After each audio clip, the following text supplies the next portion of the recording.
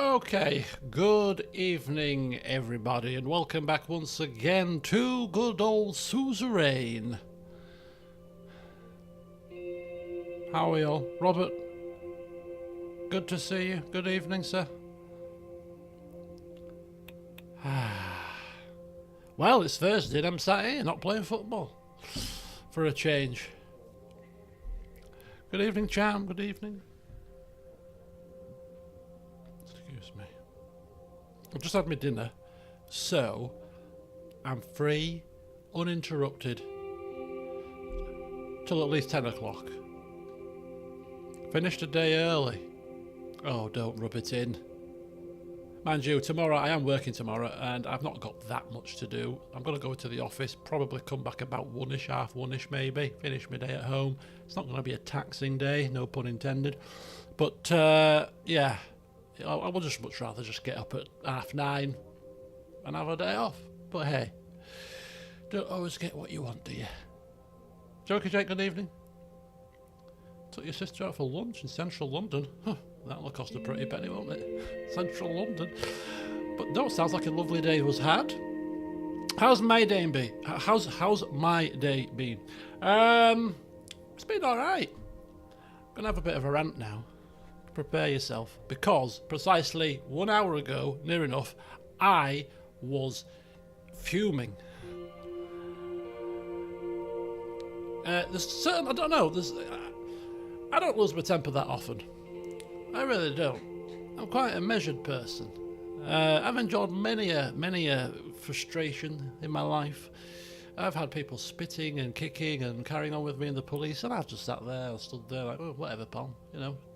Not a thing, but there are certain things that just, I hate to use the word trigger, but they really do just flip me like a light, like somebody just put lit a match, instantaneous poof. Bad driving is one of them. I am susceptible to a bit of road rage when somebody in front of me is like really dithery or just not indicating and doing stuff. I lose my temper very quickly on the roads if somebody's doing what they're not supposed to be doing. That's one. It's probably one of the few things. And I don't know how I would class this, but I'll tell you the story and then we'll crack on. Right, I'm off. I don't know if you've heard, but oh yeah, computers is the other one. If a computer is supposed to work, then I expect it to work, right? So if a computer doesn't work, or runs really slowly, or is not doing what I'm asking it to do, my patience goes very quickly with computers. So that's the other one. So I've been to work today. I've had a semi-busy day, but the highlight of the day was my boss's boss was doing an hour virtual visit to the entirety of the team. Now, the entirety of the team is about 100 people, of which was about 90 in the meeting, and I was delivering a 10-minute presentation to these people. So I was spending my morning just preparing my script and, you know, getting everything sorted. And then I thought, you know what? The office is noisy. There's no quiet rooms available. I'm going to come home. So I came home at around about 12:30 because the meeting was at 1, so that I could use my proper webcam, make it all look nice and professional, put my fancy background on Teams, not my room, of course, put a fake background on, got myself sorted and all ready to go, and got my screen sorted so the script was on the same screen as the microphone, so it wasn't blatantly obvious that I was reading. Everything, and it went all went very smooth, very nice. Delivered my stuff, and then my manager's manager sent me a message and said, "Oh, really good. Thank you very much for volunteering to deliver the presentation, and really good job. Excellent, blah blah. You know, thank you very much." So, you know, I thought, oh, good day all. Logged off at 3:30, feeling pretty chipper. And then I was like, I've not got much to do. Stream later. So I've just kind of sat here, not doing a right lot. It's one of those kind of, I wish I had something to do. I could have probably found something to do, but I just kind of thought, just have a relaxing evening. And then I thought to myself, hang on a second, I need to do something. So I'm off to Turkey, March, and I booked it through a website called Holiday Gems, which I did some research on there. Reputable online travel company, package holidays, booked it through them, everything's gone fine. They've sent me all my information, I printed it off at work, got all my documentation. Flights are with Jet2. I specifically wanted flights with Jet2 because the other company that they use was Sun Express, and I've mentioned this before. I'd never heard of Sun Express. I ain't flying with people I've never heard of, because I don't like flying at the best of times, and some tin pot company, I don't trust it. Now apparently it's not tin pot, it's a cross between Lufthansa and Turkish Airlines. It's a reputable company, good safety record, everything's fine. But me, nah, I'll stick with Jet2, thanks. So I took ages to find the right package with the right flights at the right times, going from Leeds Bradford so that I don't have to go too far. Perfect. And it was actually one of the cheapest of the deals that I found, so I was really over the moon. Anyway, my mum needs a wheelchair in the airport because she can't walk long distances, and the chair needs to go in the hold of the plane, and you know, all that kind of jazz. And after the issues that I had in Mexico, trying to struggle with 3 cases and a wheelchair, I thought, no, bugger it, I'm going the whole wheelchair special assistance. From the moment I walk through the doors, I'm going to go to the desk and they're going to assign me somebody who can push my mother, and I can wheel the hand luggage and the cases, whatever, so that I don't have to juggle and mess around. So I thought, no, we're doing it all properly this time. Proper airport assistance, special assistance, whatever it's called. So I booked that through WhatsApp. Jet2 have got a WhatsApp service. So booked that all through the WhatsApp service, all very fancy, modern, but don't even have to ring anybody. Do it all through WhatsApp. And it was all booked. It was all sorted. Did this 2 weeks ago. And rather kindly, because it's special assistance, normally with Jet2, if you want to reserve your seats and sit together, you have to reserve them, and it costs about 12 to 15 quid to reserve per seat. So that'll be 60 quid total for 4 seats, 2 flights, there and back. But because we've got special assistance, they give you 2 seats, one for the special assistance person, aka my mother, and one other seat for somebody to sit with her, which is me, for free. I thought, that's very kind of you. So they automatically allocated 2 seats. I thought, oh, very nice. Anyway, so I went onto the booking to see where the seats were, and they'd given us a window seat and a middle seat. Now, my mother is petrified of flying. She's taking medication, I've mentioned this before, and she's got circulation issues, so she needs to be able to stretch her legs out. So she always has an aisle seat. Every flight we've ever had, she's always had an aisle seat. So I thought, oh, I'm going to have to... I can't change it through the booking system on Jet2 website, because if I tried that, it was going to charge me to move the seats. So I thought, oh, I'll have to ring him. So I rung him on Tuesday, just after the stream had finished. Did I stream on Tuesday? I think I did. Just after the stream, I think I did. Anyway, just before football, maybe after the stream had just finished, I rung them to get the seats changed. So I rung them up. Now this is the start of the saga. Got through to a lady. All sounded all very chirpy. How's your day going? She says. So oh, it's not going too bad, thanks. How's yours going? Yeah, very good. Can I just need to ask you some security questions? Okay, not a problem. So she asked me security questions. I answered the security questions, and we proceeded onwards. No, okay, fine. I explained the situation to her. We need an aisle seat and a middle seat, if you don't mind. My mum has to be sat in the aisle seat for the reasons I just told you. Oh, well, I don't think I can do that, because for health and safety reasons. This is the start of me. Don't tell me about health and safety, love. Don't even bring that card into it. For health and safety reasons, the wheelchair assistance people can't sit in the aisle, because if we need to get out in an emergency.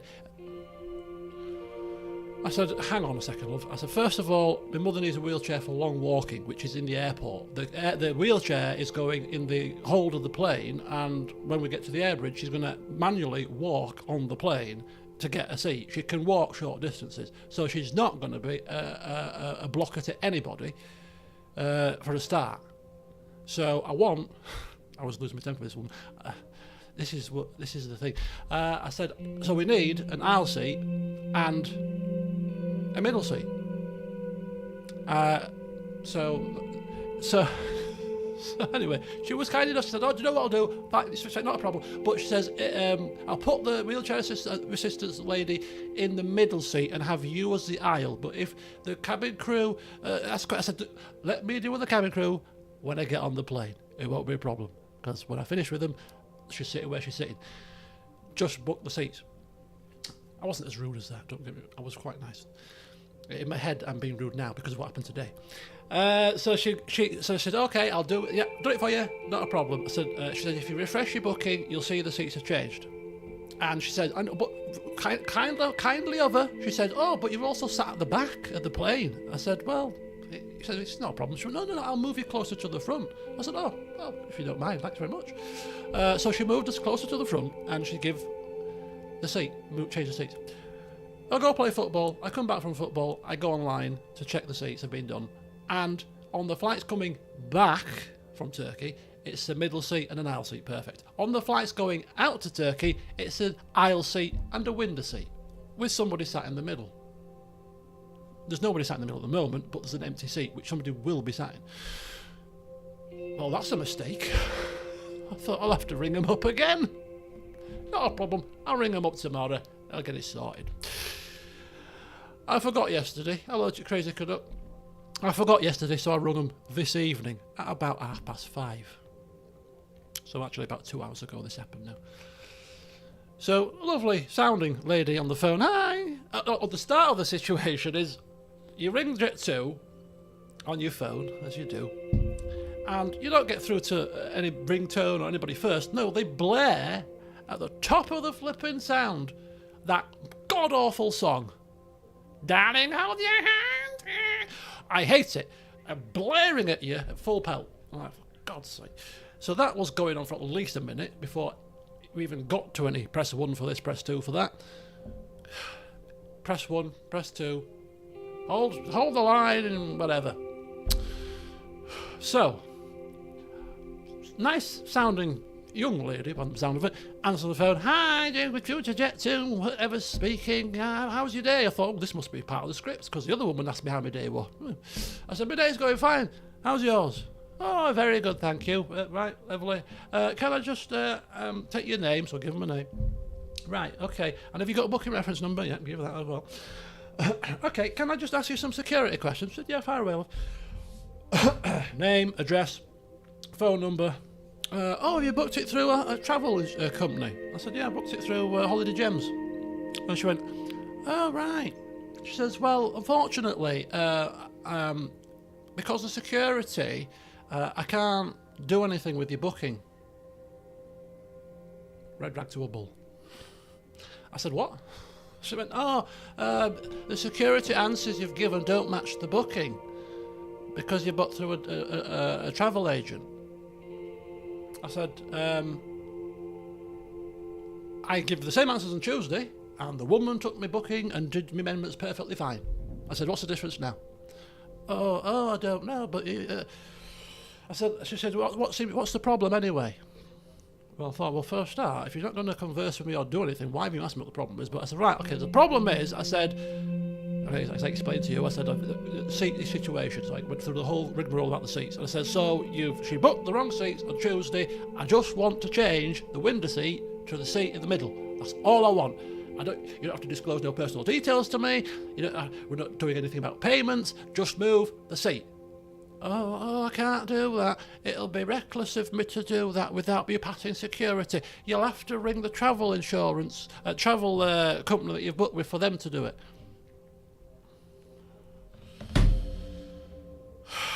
So my tone became very curt. I know it's not her fault, probably, but I just said, well, why did she took me booking on Tuesday? Why did she? Because Tuesday was not an issue. Now, today, it's considered an issue. I said, I just want to move the seat. I can't do it online because you're going to charge me. I thought, no, just calm yourself down. I said, fine, I'll book it to the travel agent. And this is where I like the good old days, where you used to answer a phone that was a phone. And you pick the phone up and you can stick to somebody. And then if you got angry, I wanted to put the phone down in a manner that was befitting of your age. You could slam the phone on the hook and somebody could hear the phone slamming down. With a mobile phone, you just press a button. Beep. There's no slamming involved, is there? So I kind of ended the call and then slammed the phone down. What's the point? Nobody can hear it. I'm surprised I didn't break the damn thing. And it might sound like the most petty first world problem, but the whole situation completely infuriated me. Completely, utterly infuriated me. I was furious. Because I can envision ringing Holiday Gems tomorrow and asking them, can you, I've been told that you have to ring Jet2 because you're the ones that have booked the flights to change my seat. And I've got a sneaking suspicion that they're going to turn around and say, oh, we can't do that. You need to go through Jet2's website to make any bookings, amendments to your flight. If they tell me that tomorrow, whoever's on the phone tomorrow from Holiday Gems, I'm going to be so sorry for you because you're going to get a gobful, and then I'm going to ring Jet2 a second time, third time, and they're going to get a gobful because I can see this going into some spiral just to move a seat. I can see it happening. So when I stream tomorrow, Baldur's Gate, I'll keep you posted. But I'm telling you, if they dare Holiday Gems say, "Oh, we can't do anything with your flights," oh, I'm gonna go potty. I'm gonna go potty. Yes, I could do that, Robert, but that relies on the goodwill of the person sat in the middle. Because when it comes to people on planes, sometimes people can be very anal. I booked this middle seat, I'm going to sit in it, kind of situation. And then that's too late to do anything. I'm not risking that. I'm booking it in advance so that we've got the seats covered. So, also, out of principle, I could solve this very simply by going onto the booking and moving the seat myself. But as I said, if I move the seat myself on the booking, it's going to cost me £12.50. And out of principle, I ain't doing that. Although, given my stress levels, I probably should just do it and maybe just ring them or complain and get my money back that way. But I'm not, no, I'm not doing that. So we'll see what happens tomorrow. I'm not going to ring them at work because that'll be, well, if anybody at work hears me kicking off on the phone, good grief, it won't be very professional, will it? So I'm going to get home and then somebody is either going to sort this out for me or is going to put the phone down on me.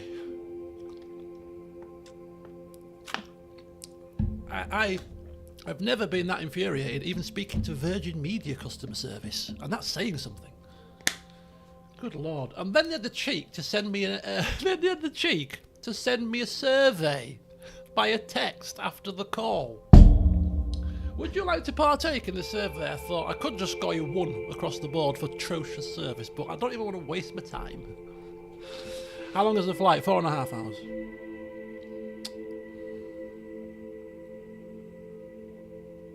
No, I won't regret it, Robert. You are under the impression that this is not going to get sorted before the flight. I can quite assure you, my good man, this will be sorted one way or another. 100% it will be.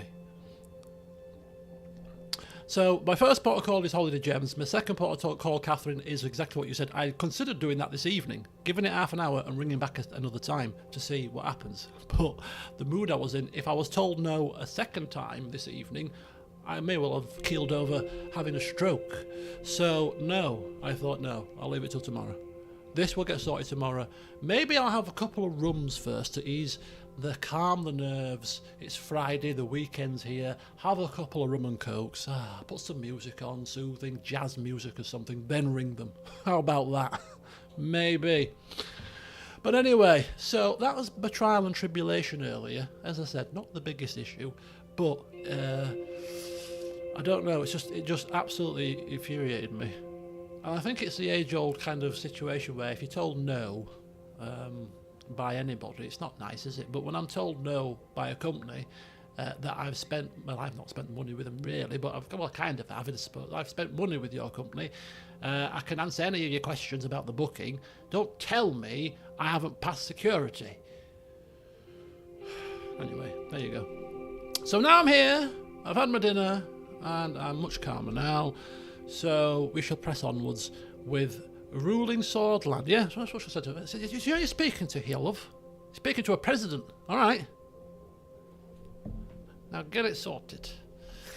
Anyway, here we are.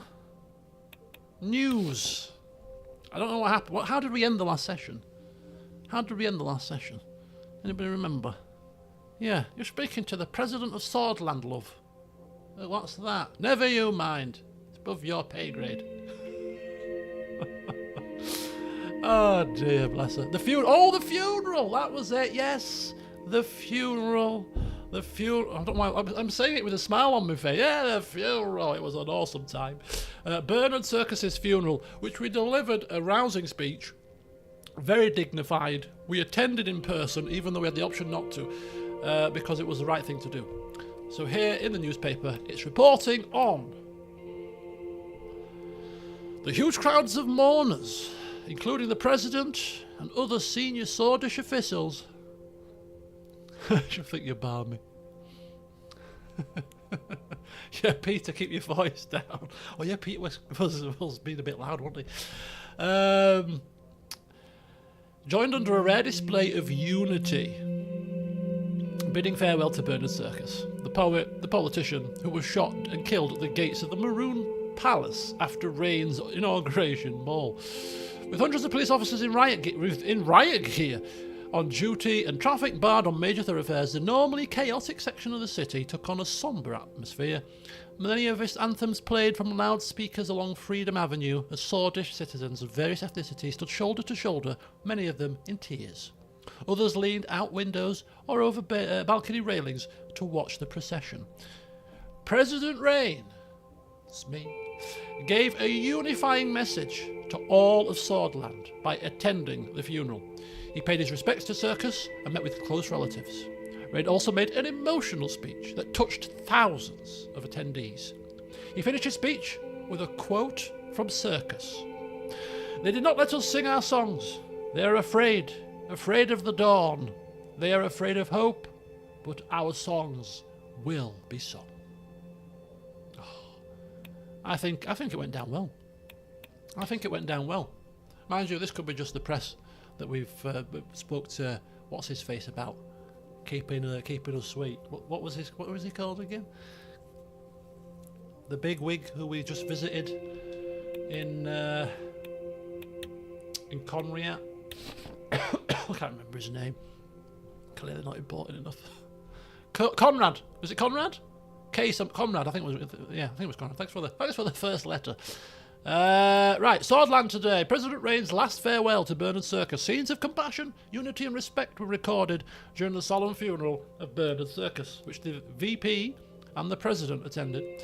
President Rayne has shown respect and grace by letting Red Youth members enter the funeral to give their final goodbyes to their fellow traveller. Grabbing din-dins. Ooh, you're going to have to tell us what you're having there, Robert. You can't just leave it at that. You have to tell us what exactly is for din-dins. But do enjoy. You got £30 off your broadband deal and got extra channels. Is that after you rung them and haggled? Cham? Taking my advice, are you? You've got to get it done. Get haggling. Get your money off. You see.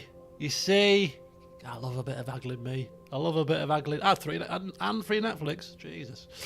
You've got a right deal there. Extra channels, money off, and free Netflix. You see what a bit of a phone call and a haggle can do? Just don't ring Jet 2, whatever you do. Right. Very good. Radical. Thousands attend the funeral of Circus. Early in the day, mourners in Holsword gathered outside the Maroon Palace where Bernard Circus was shot, holding identical black and white signs reading, "We are all Bernard Circus, and we are all millennialists." The funeral took place in Dare amid tight security. White doves were released into the air, and much of downtown Dare was closed to traffic. President Rayne was among the thousands who attended the funeral. This is a positive indicator that gives us hope that the state might finally be giving up on a lynching culture and started to practice self-criticism. I can't ring Virgin Media because I'm in contract at the moment.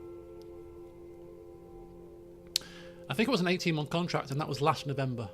So we are probably, 14 months in. So, yeah. Maybe around about June time it will expire, which is really interesting because it's coinciding with a lot of the OpenReach and City Fibre networks in a lot of areas, and Leeds just got City Fibre upgrades about 3-4 months ago. There's a lot of these kind of there's a lot of talk going on at the moment about increased internet speeds. Like Virgin are introducing 2 gig broadband later this year. Again, I'm not really interested in download. I want you upload speed. I want mirrored broadband where your download and upload is the same. I'd take 500 meg download if I got 500 meg upload, to be honest with you.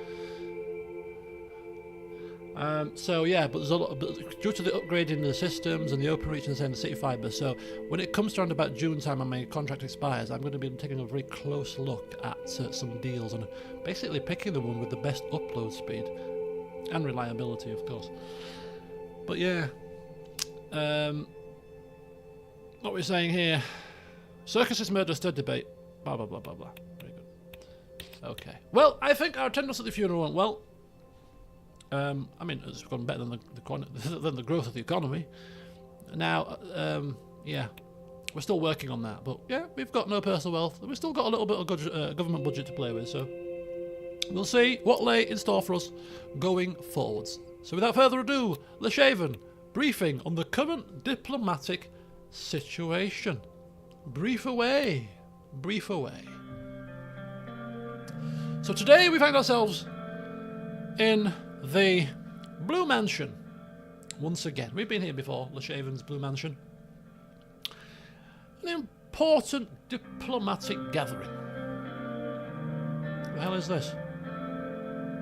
Oh, this is Mr. Wishy, who is is it the son or the grandson of the former president, actually.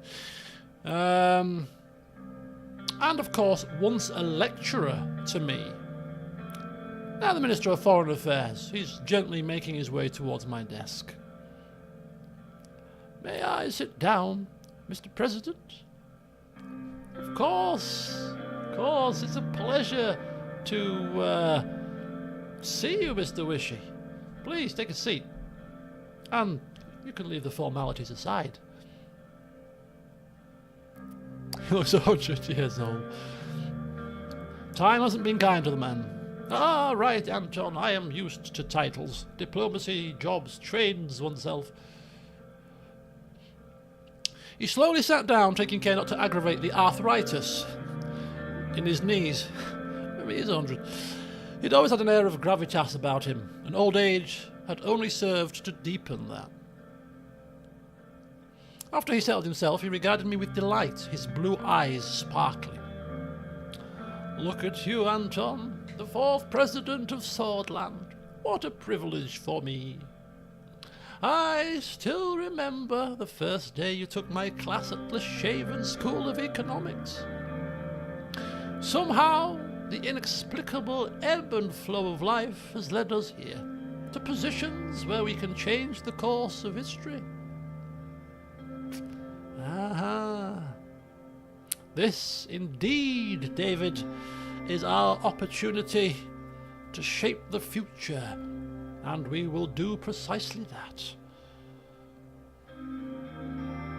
Well, I am looking forward to our new foreign policy. I am looking forward to presenting you the latest bill I am working on.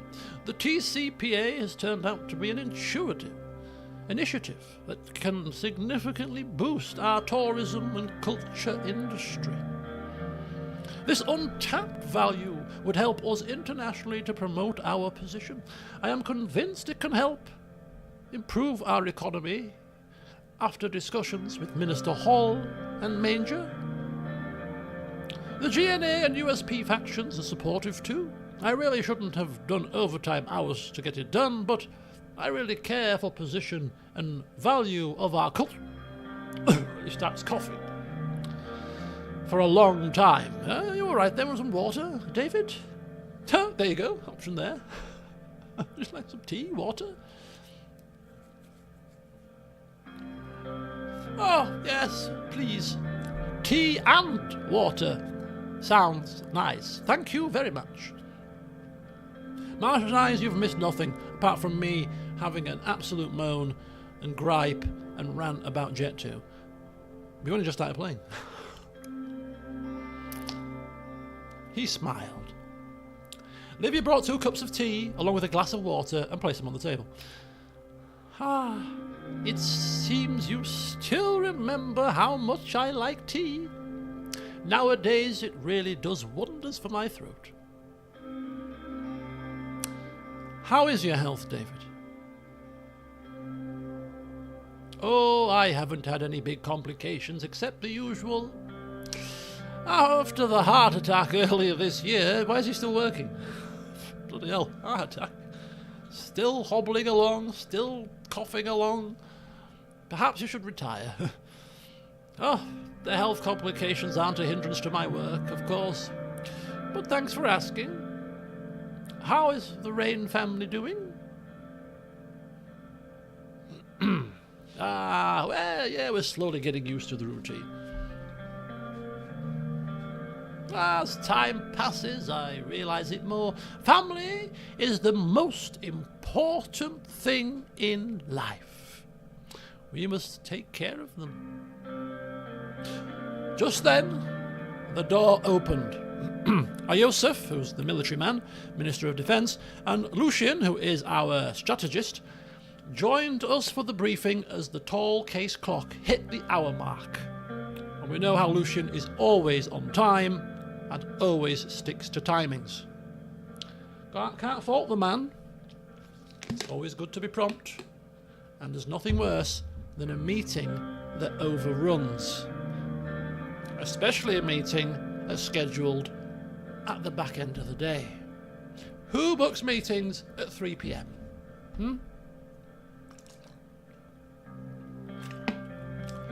Inconsiderate people, that's who. Yes, I had a meeting at 3 p.m. this afternoon. Thankfully, it didn't overrun. However, we noticed that Peter was missing. I wondered if he was late from all the drinking he did at the party in Leshaven. We'll talk more later, President Rayne. Welcome, everyone. How was your travel? Getting here? I'm assuming we're addressing the 2 arrivals. A little bumpy due to some turbulence. I arrived via a military cargo plane that landed at Leshaven International. I took the train. It was a little slow, but I can still recommend it for the beautiful landscape. I also had the possibility to work on a couple of things during the ride. Well then, since Mr. Vecturn doesn't seem to be coming today, I think we are ready to start. I will start by providing a brief overview of our current status with our neighbours. What would you like to start with? We've got Agnolia to the northwest, we've got Valgsland, which is the islands just down here. No, actually, I'm looking at the world map now. So, can we go to the world map from here? Hang on, yeah, so we've got, so we're here, so we've got Agnolia here, we've got Valen, which is to the south here, and we've got Valgsland, which is a set of islandy things here. Okay. Just for context. We'll start with our closest neighbours, and currently who we're trading with at the moment. That's Agnolia. Our brotherly nation to our northeast. They are still diplomatically non-aligned and probably has one of the most democratic systems between our neighbours. Economic stagnation is a worry for them. Their primary issue is their heavy reliance on foreign investment from us. Agnolia is our most friendly neighbour. We have been allies for the longest time after Rumburg annexed Dome. This fact needs to be a part of the equation. Unsurprisingly, the Agnolian Prime Minister, Martin van Horten, is expecting better cooperation through a new, fairer trade deal with us. It was one of his election mandates. Yeah, well, I think a more comprehensive trade deal should benefit all sides. And let's not forget, We have also upgrading our road system in this particular area as well, so that should maybe help with the trade up towards that way, perhaps. Both sides could gain from it, but Agnolia has more to win than us. They want to protect their weaker industries, which we are profiting from selling our goods to. Additionally, the latest numbers indicate that currently 1 million Agno-Swordish citizens live in the Agland region of Swordland, which creates a link between foreign policy and our internal affairs. These people have suffered socio-economically, which led them to crime and other problems. In addition, a relaxed immigration policy was one of Agnolia's main requests, which is unacceptable. Most of the migrants in our country haven't even assimilated into Swordish culture. Adding more won't help. Yes, we have automatically tightened immigration. That was one of the first things we did. We picked education focus, we tightened immigration, and we remained neutral. I think those were the 3 big decisions at the start of the game. Oh, and the planned economy. So yeah, skeptical about relaxed immigration. Yeah, a bit skeptical, I think. And we're a little skeptical. Just a touch. You should be. We've already witnessed several society-shifting waves of migration. We should remember that we promised to tighten our immigration laws in the election campaign. Oh, I'm remembering very well, Lucian. I'm remembering very well, thank you. Right. Tell me more about Valgsland.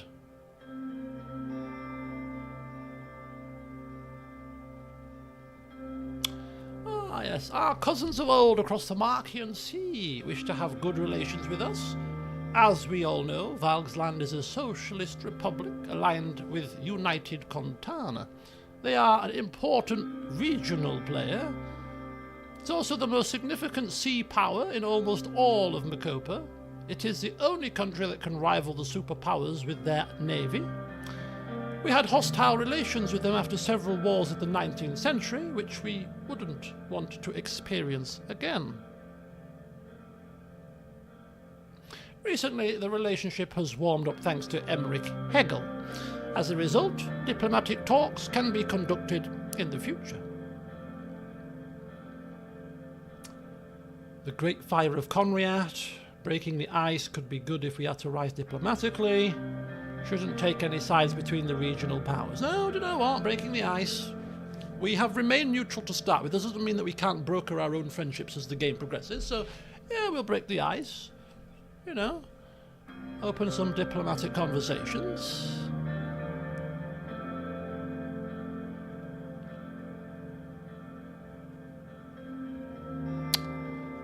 Maybe that scarred us, Ollie.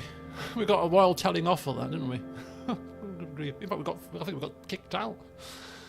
I agree there could be potential allies, in my opinion. The situation in the region necessitates that we find allies. They haven't been in good standing with us for the past 200 years. Recently, they have also joined the Communist Contanan Security Pact, subjugating themselves to United Contana. On top of that, territorial issues have been flaring up between Agnolia and Valgsland because of the Helgeland Island. The Swordish Navy is very concerned with this volatile situation. Lucian looked slightly worried. Unfortunately, billions of Swordish Rayne worth of cargo is transported close to Valgslandian maritime borders on the Marchian Sea and the Grey Strait. This causes significant risks to our imports and exports in the case of a deterioration in relations.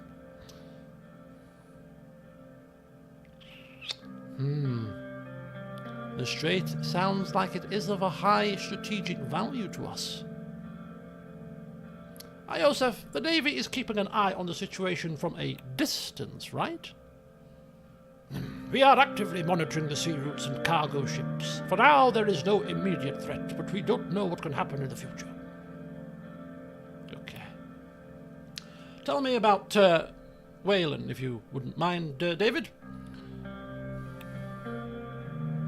It is tumultuous in the south, as always. Victor Smolak is expanding his powers among protests from Wessex people. However, he is quite positive about a normalization of relationship between our countries. Despite purging the Wessex communists, reports indicate that they have been warming up to Contarnan international aid. As you know, Wayland's stability was always a concern for the region. But if we want to help them, we must not treat refugees like we did in the 30s. I still can't stomach the inhumanity those poor people suffered.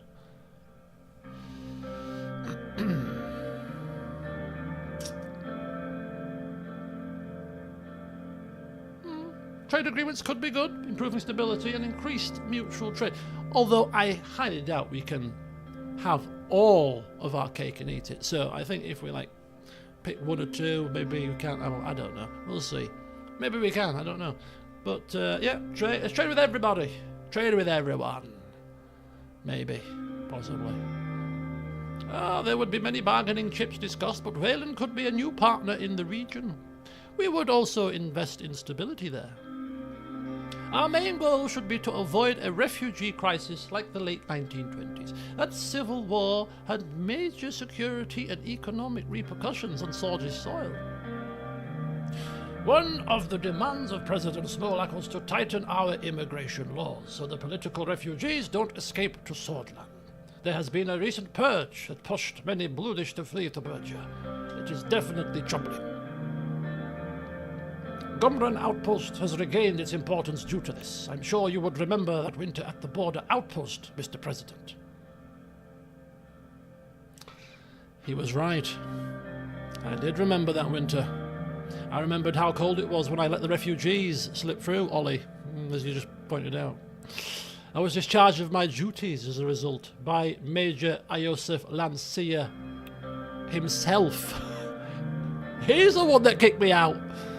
No less, spending the rest of my service cleaning toilets and sleeping in a cell. And here he sits as Minister of Defence. And me as his president. How the times have changed. In fact, there had been a similar refugee situation in the past. Even Mr. President himself chose to disobey direct orders from his commanding officer at the time. Yes, Iosef. Past is past now. Let's not get hung up on such things. And let's move on, eh? And that's an order, pal. He opened his mouth to say something, but David cut in. David taking the cue there. Our focus should be on the current matters. The Bludish minority is very large inside Wayland too, which is a factor to consider. It is in our national interest to prevent the formation of a failed state on our western border. Wayland has been increasingly aligning itself toward the Communist Alliance. Another point to analyse. Okay, well, let's move on.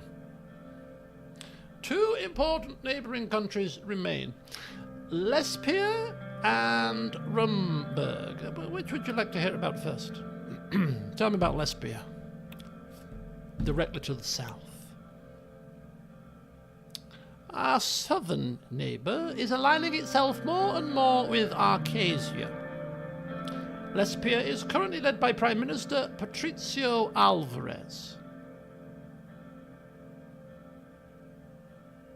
They are the jewel of the continent and the second largest economy in Macopa. Though wealthy, Lesbia suffers from excessive economic inequality. Our past relations have been great, but during the last decade, their investments to Swordland dwindled due to our instability.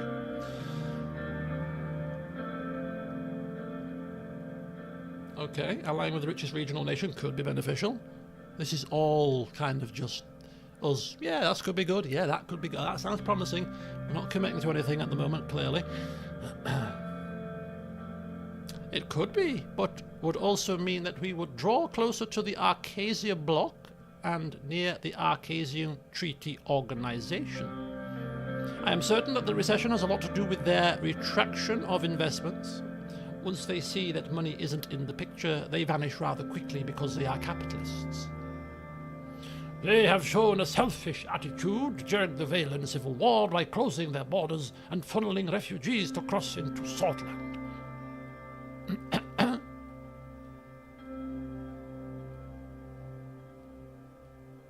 The capitalism of Lesbia is inspirational to me,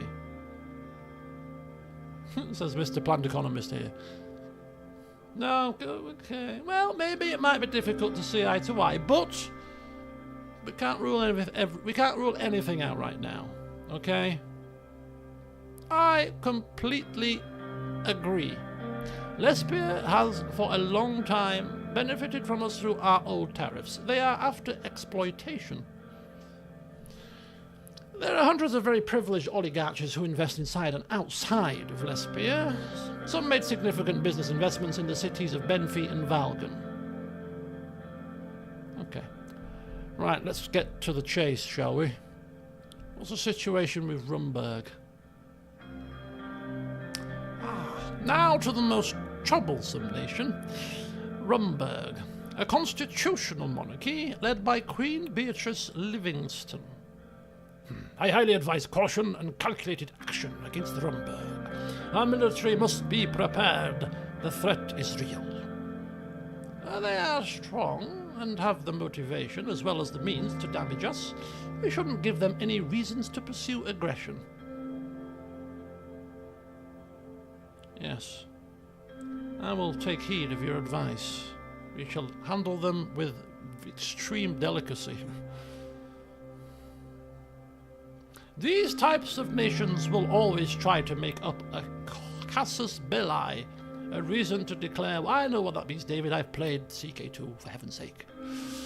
While Thornborough openly denies such claims, their past and current actions make it clear that they want to destabilize us. The weapon caches found by our intelligence agency clearly shows what their goods are. Our military must be steadfast and our diplomacy valiant. Joseph looks stern and full of resolve. I think that this Rumburg threat is indeed top of our priorities. You can be assured of that, Joseph. We are always in dialogue with our Rumburg ambassador to make sure a channel is open to solve disputes.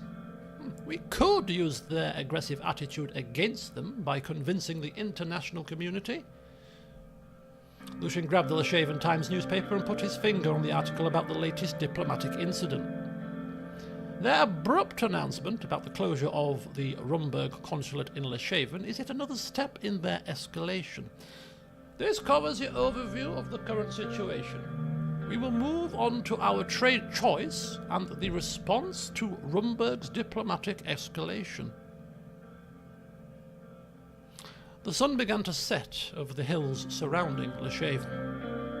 The team was ready to give advice on the new trade initiative and the response to the latest diplomatic incident with Rumburg. Peter arrived late. He looked a little rougher than usual. It must have been the drinking from last night. Oh, hey there, folks. Excuse my delay. Sure I didn't miss anything we didn't already know. You were supposed to be part of this meeting an hour ago. Punctuality, Mr. Lucian, is important. We are talking about serious subjects here. We're not going to cover for him. Should we dress him down in front of everybody? No, we'll let it slide. Maybe we can speak to him afterwards. Don't embarrass somebody in front of other people. I stood in silence, which prompted Peter to answer them. Oh dear.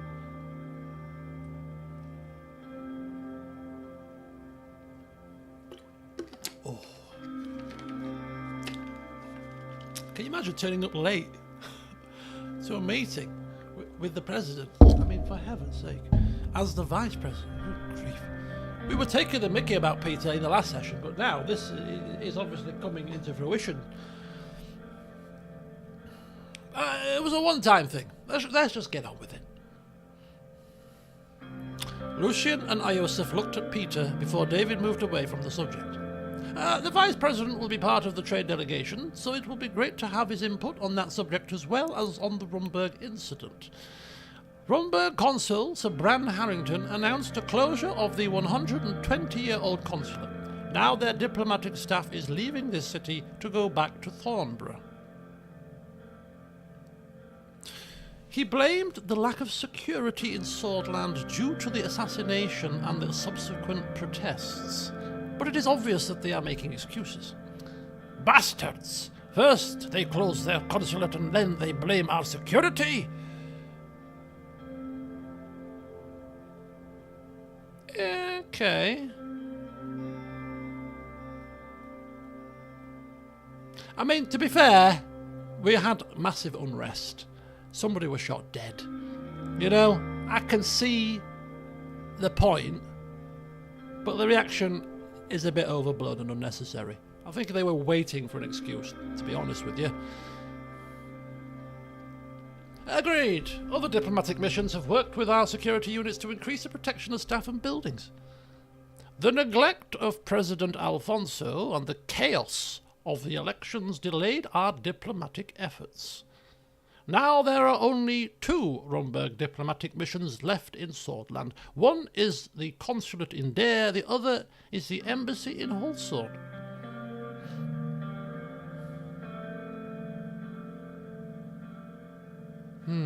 You're accustomed to the usual, but this is sounding quite serious. They are playing with fire. Look at what the Valen destabilization has done to the region. Swordland breaking apart would tear Mercopa apart. In my entire career, I have never seen our Rumberg relations suffer this much. The previous low point was the annexation of Dome.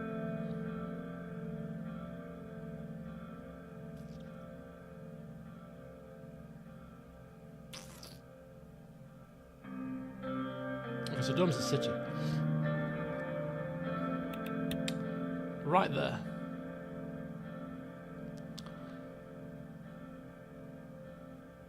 Iosif was furious. He barely kept himself from slamming the desk, just like me earlier. There are worrying developments like the smuggled arms and the build-up near the border. Our military must be buffed up to stand against a great power like Rumberg. We either respond to this aggressive act with a diplomatic condemnation, or we retaliate by closing our consulate in Dome.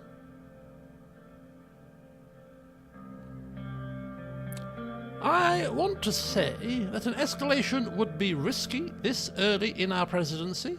We should focus on creating a negative image of Rumberg in the international scene. The people of Swordland must be protected, no matter the cost. I say we respond equally.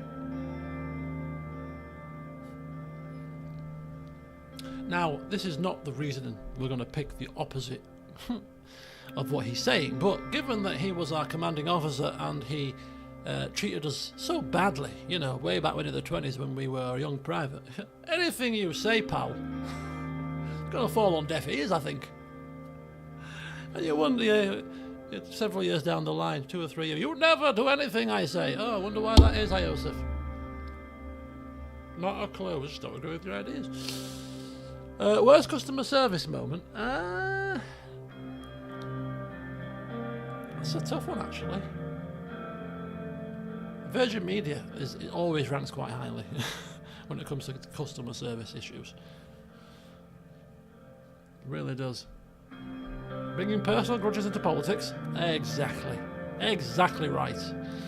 But no, we shall write an official diplomatic response condemning this unreasonable act, declare that Rumberg aims to destabilise Swordland and the region. I mean, when we read about the Queen's bio, I don't think she gives a crap. She has done many things and refused to listen to things on an international scale, or just done her own thing.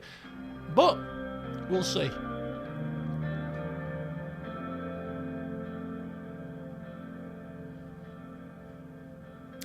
As you wish, Mr. President. I shall begin work by immediately informing the Ministry of Foreign Affairs and Trade. Swaying the international stage is the key in long-term strategy. I wish we had reacted more strongly. If we don't confront them, they will keep escalating the situation. I, on the other hand, am glad that we're taking the more cautious road, says Peter. There are 3 trade-related topics to address today. Which topic should we tackle first?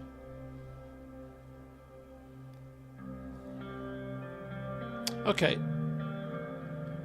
We'll start with the negotiations with our neighbours, Wayland and Agnolia. Yeah, former commanding officer and former uni lecturer. that is quite a strange one, isn't it? Our primary goal would be to successfully sign at least one trade agreement with one of our smaller neighbours.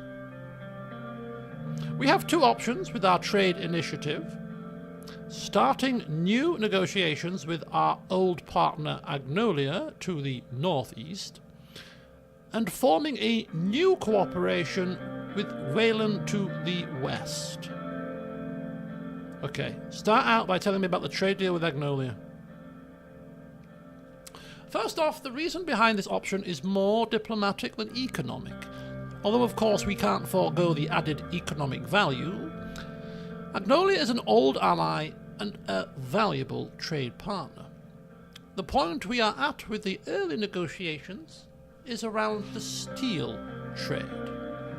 They are demanding that we buy their steel for a higher price. That is because they think that the deal is far too unbalanced as it is. Their second main demand is a privileged access to our agricultural market. If we are to fulfill their demands, in return they are offering a full alliance with Swordland against Rumburg. Looking at the current advances of Rumburg near our borders, having a coalition against Rumburg would prove extremely useful.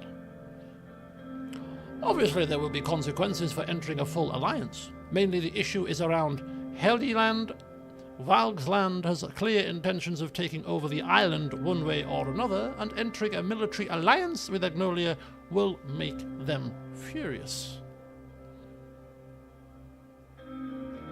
I want to state my support for the decision to stick to our old ally Agnolia. Oh, so he's suggesting it, we're going to do the opposite. Even though I disagree with their demand to relax immigration, we have cooperated with them on many issues in the past. Oh, there are obviously subjects that would still need to tackle, like our economies, the traded goods, and what to do with immigration. My opinion is that this is a good deal, and we should go for it. The new Agnolian Prime Minister is trying to improve the existing relationship. The downside is that we would need to make concessions. A reality of any trade deal.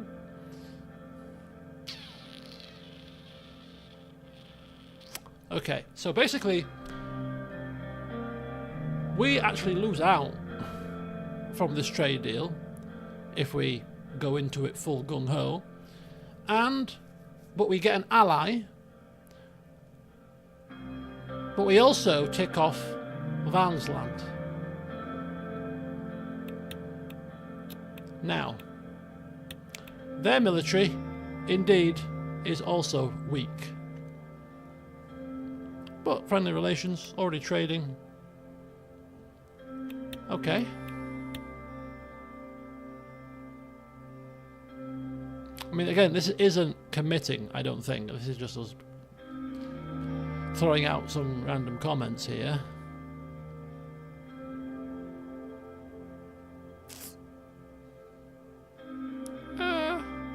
I could be open to creating a new agreement that would satisfy all sides.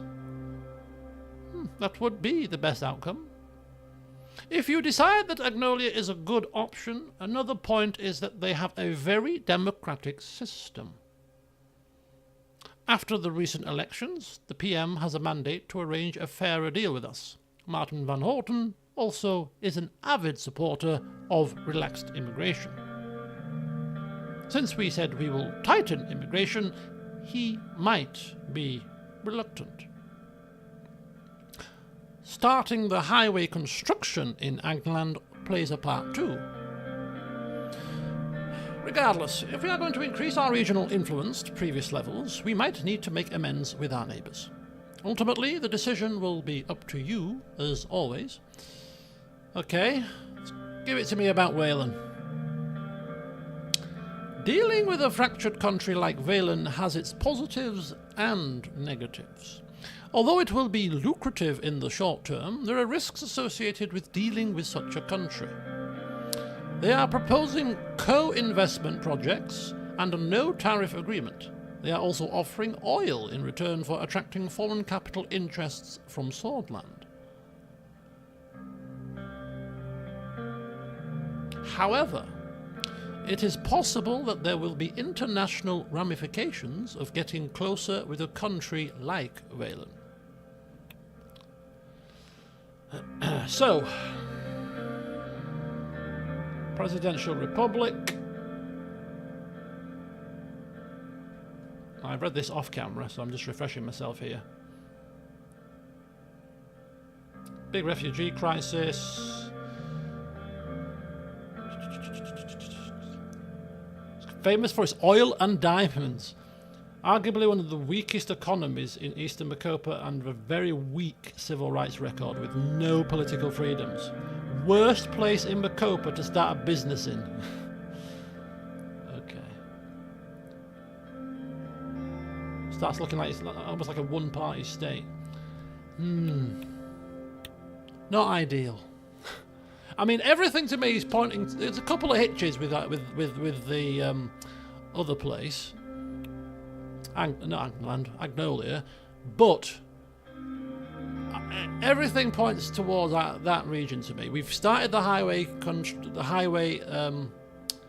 upgrades there, which they've just mentioned, and I mentioned it earlier. They're already friendly. We've had a history with them. We might have to concede a couple of things, but ultimately, it seems like quite a low-risk deal compared to going in with Wayland here. Could be lucrative, but we need to think about the consequences. I certainly don't support the decision to become friendlier with Valen. We carried their burdens for decades. Their migrants flooded our country, and now they are expecting a deal from us. Maintaining influence with Valen could prove useful. Yes, it's risky, but think about our influence on an underdeveloped region like that. We could also sell more products and enter their market easily. I am of the opinion that it is simply too risky. Yes, we would gain resources and immediate capital, but I'm afraid of the consequences. We're doing everything that is completely not the most beneficial for money, aren't we? Every decision that we seem to be making is anti-making money at the moment. We have principles. Principles don't pay for the running of a country, apparently. It could be risky. Alright, so Lucian thinks it's risky. David thinks it's risky. God forbid Iosef doesn't like it. And we're kind of anti it as well. I mean, if we were to all hold our hands up here in a vote fashion, I think it's clear what we are all plumping for here. If we wish to go forward with the deal when the time comes, there is the topic of immigration to consider.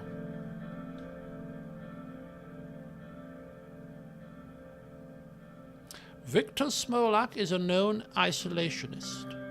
Our promise to tighten our immigration policy will increase the likelihood of the deal. He believes our borders need better security.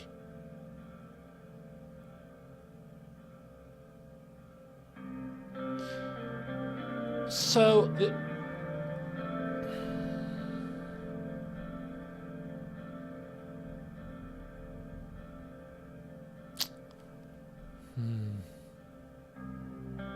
Yep, Lucian not liking it. Neither's David. Neither's Iosef. Look, if Peter says we should give it a try, we should completely ignore everything this car crash of a vice president suggests. Peter, you stick to buttering people up. When it comes to decision making, just don't bother. You didn't even come to the meeting on time. Why would I listen to you? Since we did not promise to align with neither East nor West, it is very likely that their concerns would be more around the deal itself. Our neutrality strategy might ease the tensions with Rumburg, since their primary concern is the strengthening of the superpower blocks. The last handful of monarchs in Macopa are reactive against the influences of Arcasian capitalism and millennialism. We also need to consider the effects of our economic doctrine plan. The fact that we are headed towards a planned economy will have an influence. Good negotiators optimize the interests, which makes the differences become trivial, allowing both sides to reach a deal. Very true, Mr. Vecton. We have a lot of time to prepare before the scheduled visits to Valen and Agnolia. I believe this gives a brief overview of our current options. Our trade delegation will begin work towards the end of the year. We expect final negotiations and the signings of the trade agreements to happen next year. Next year? Bloody hell. Next year? I am very much looking forward to visiting Stahlport and Rachlowitz with party animals like David and Simon. Ha ha ha! Peter laughed. Yosef narrowed his eyes and stared at him, as probably we did a little bit, like, oh, for God's sake, he's off again, look. I think he likes to party a bit too much, our Peter. We need to rein him in a bit. Okay, what about Resia? The DLC place. Ah, yes, the nation south of Lesbia is a centralized constitutional monarchy led by King Romus Taurus, the grandson of Queen Liza Taurus the Great, and son of King Valero Taurus the Frail. The kingdom is a developed nation that wielded considerable influence in southern Macopa before the reign of Valero. The country has lost some territory due to internal strife. Yes, the Alfonso government signed vital trade agreements with King Romus Taurus, benefiting both nations at a time of need. Attempts at further cooperation stalled out due to the king's blood ties to Rumburg. Yes, what are these blood ties? In the 1930s, King Romus married Princess Lena Livingston, the youngest daughter of King Alfred Livingston II, sister of Queen Beatrice Livingston. It was a political marriage that benefited Resia, helping save it from downfall. The two nations are close, to say the least. The Taurus and Livingston families should be considered allies for the time being. However, from a practical standpoint, they are too far from each other to provide military support. Both countries are also part of the worldwide network of monarchies known as Grace. The framework is mostly financially and politically motivated due to the pressures of millennialism and democracy. All these kings and queens disagree more than agree, but they're forced to tolerate each other's differences. Imagine if Caronte and the... was it Marcel Caronte? The SBC cast the world's remaining monarchs in a soap opera. Let's stay on point, Peter. Stay on point, shall we? Sure. Lucian knocked on the table. We should be more concerned with... Peter interjected and reached in his pocket. Oh, God, Peter. Actually, a friend of Gus called Rusty gifted me this beautiful piece of full Resian gold coin. They say it helps you find love. Look. Peter pulled out the ornamental coin and put it on the table. It was so polished that it caught reflections of light in the room. Lucian was clearly frustrated. As are we. What? Is he drunk or what? Is he rocked up drunk?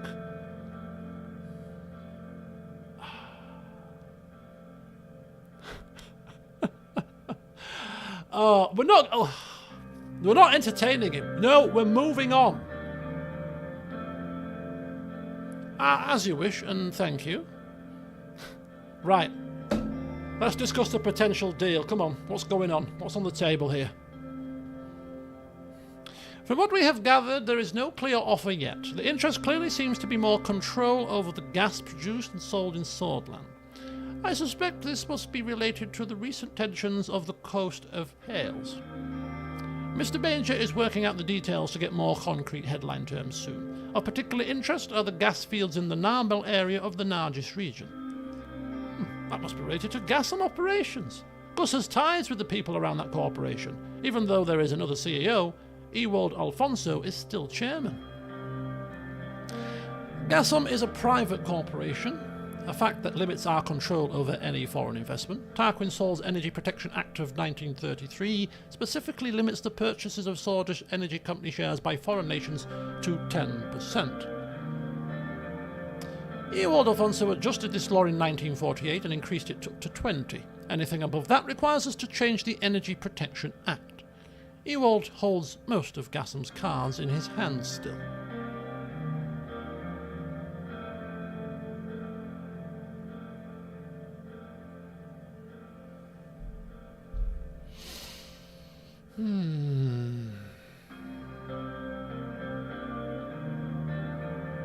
Well, good thing we handled the transfer of power within the party diplomatically then, isn't it?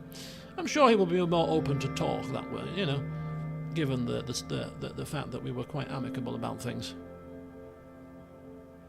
Yeah, so many people in the party approached me and praised our course of action. They thought the USP was fractured enough and didn't need any further tension. I wouldn't be surprised if Alfonso would be willing to concede more due to this fact. I would still be wary of his and Mr. Manger's intentions. Diplomacy is the way, 99% of the time. Quite interesting that how we dealt with the takeover and the leadership actually plays a part here.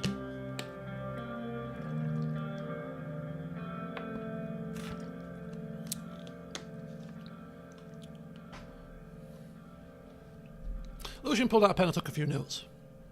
David coughed again and continued to talk.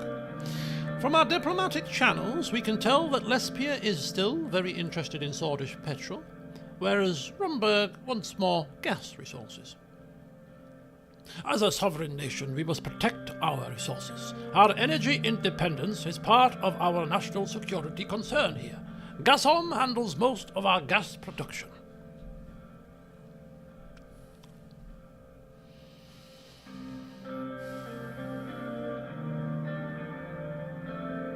Well, keeping close control over critical resources is in sync with our planned economic strategy. Very glad you have chosen a Swordland-centric path, Mr. President. In theory, centralization works, but it leaves little room for outside help when internal conditions are dire. If Frisia wants to buy more than 20% of shares allowed by the protectionism laws, then the government can step in to make changes to the EPA. Precisely, but we don't know if this will be the case. There is a scenario in which they might invest within the EPA limitations. We just have to hear more before weighing the options.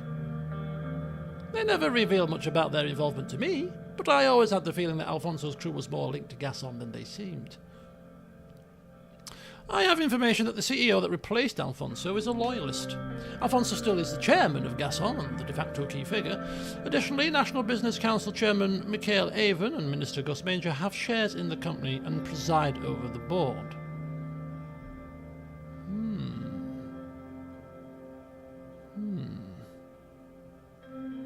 Does raise questions about motivations, but ultimately it shouldn't matter much. Well, it should actually, shouldn't it? I mean, ulterior motives and all that.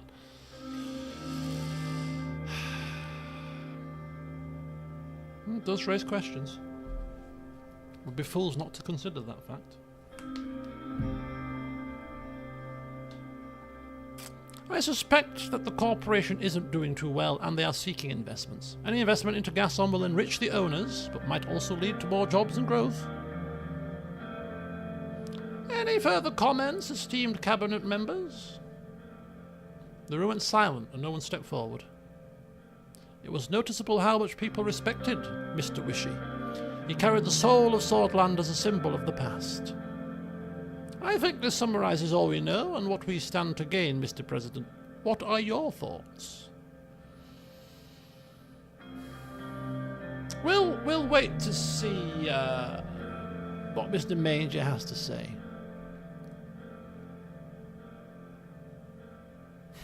If there's one thing that Gus is good at, it's making deals. I'm curious how it will develop. It's mostly out of the hands of the Ministry of Foreign Affairs for now. I will assist in analysing the political implications, Mr. Wishy.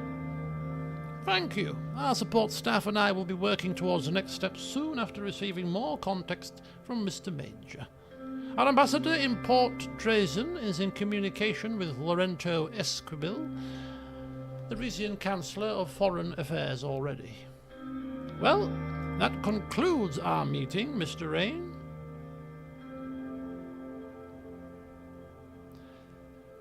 That was a bloody long meeting.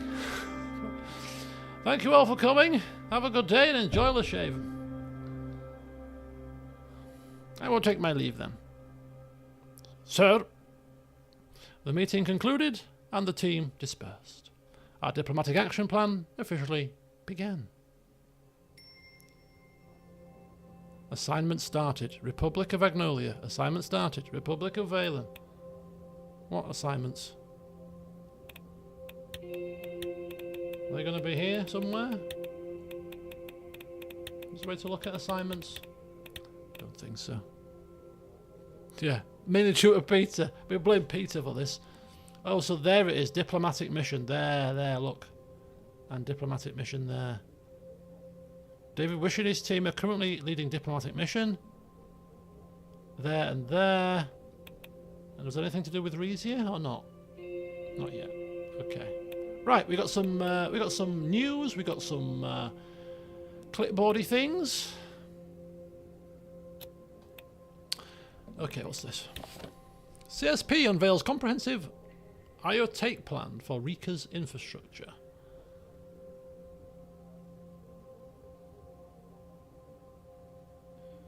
Okay. A colossal investment scheme aimed at revolutionizing Rika's infrastructure and education sectors. As the continent of Rika emerges as a fresh battleground of the global tug of ideologies. Shifting landscape, okay. 150 billion KS.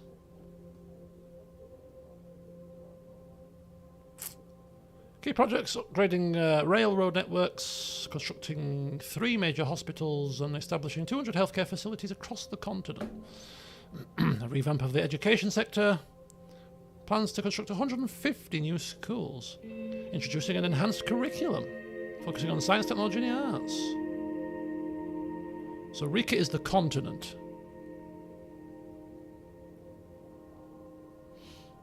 Okay, fair enough. Alright, so in Arvery, what's happening here? Young Sword members claimed links to the government. A detained Young Swords member in Arvery claimed that he has connections to the local government. We have been investigating the truth of these claims, but we're not able to find any further leads for now. Investigations about this case will be continuing. Okay, and in Estord, the Communist Party of Swordland and the Labour Union have begun to protest against Gassom. Concerns over their activities. Ooh. And in Leshaven, the Communist Party of Swordland and the Labour Union have set up a picket line in the city. The two organisations, after recently moving into the Gassom HQ in the city, are actively expressing their discontent.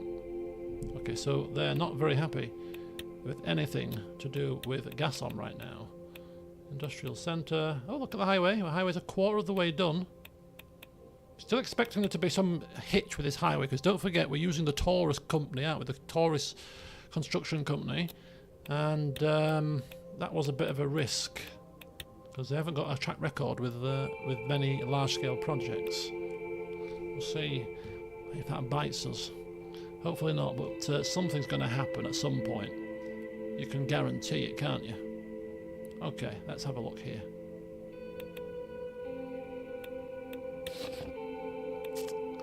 The Hallsword Post.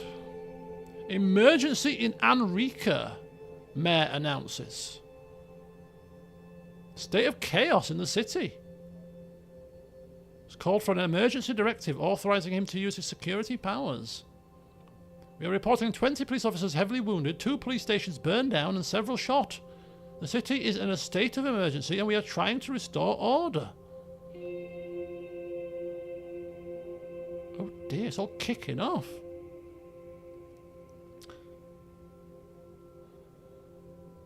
And the NFP are assisting by reporting violent dissenters. A statement criticised by the local PIFJIB official. Okay, all kicking off in Anrica.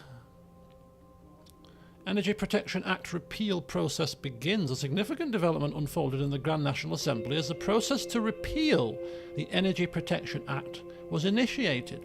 This act, presently restricting foreign ownership of security-sensitive energy corporations to 20%, is now under threat. Vocal advocates Franz Richter of the PIFJIB and USP reformist wing leader Albin Clavin argue that repeal could stimulate economic growth and foreign investment. However, opposition from the USP and National Front Party remains, protecting Saudi strategic industries from foreign control. The decision now awaits next month's crucial vote. Interesting. I think I'm quite open to actually having a bit more foreign investment potentially. We'll see. Remus Holström criticises workers' rights bill. Who is Remus Holström? Swedish politician, member of the Assembly, founding member of the National Front Party.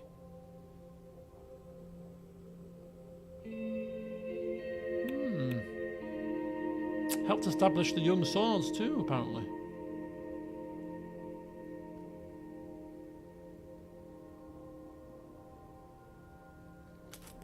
Lost his power and Kibner took over. Right. Voice objections to the Workers' Rights Bill, currently in its conceptual phase.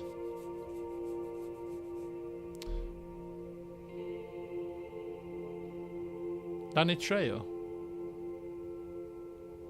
A little tiny bit. Swordland today. Alfonso Foundation, a beacon of charity. Today we highlight the efforts of the Alfonso Foundation, a beacon of charity in Swordland. I read this off camera as well. Basically, Mr. Alfonso, who was the former president just before us, he's created this foundation, which is a non-profit organisation. And it's focused on addressing homelessness, mitigating income inequality, looking at long-term solutions, affordable housing and employment programs. So it's for the greater good. I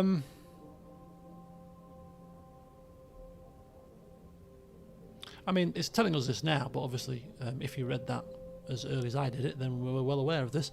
But hey, I suppose that this might be just giving you snippets of stuff that you might not have read, you see, bringing it to your attention. But yeah, good work being done by his foundation, apparently.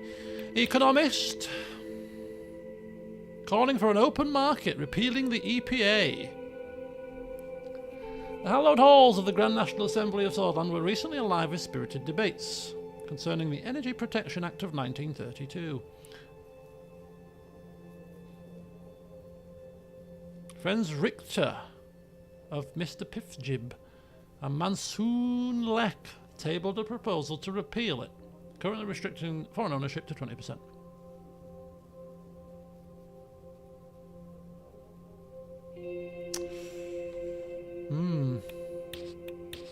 The Lashaven Times, addressing the skilled foreign worker gap. With increasing technological advancements, the need for specialised skills is on the rise. However, the inability to attract and retain foreign talents hinders Swordland's potential for economic growth. An inclusive approach towards immigration policy, an ecosystem conducive to skilled foreign workers are essential to address this. Everything that we seem to be doing, as I've said, it just seems to be not anything to do with growing stuff. You know, looking at tightening immigration laws, so we're lacking, you know, skilled foreign workers. Being one, planned economy, I mean, that means not embracing all of these kind of open market policies, which might actually be really good for us. We'll see. We'll see. We'll see what happens. Unrest is continuing in the streets.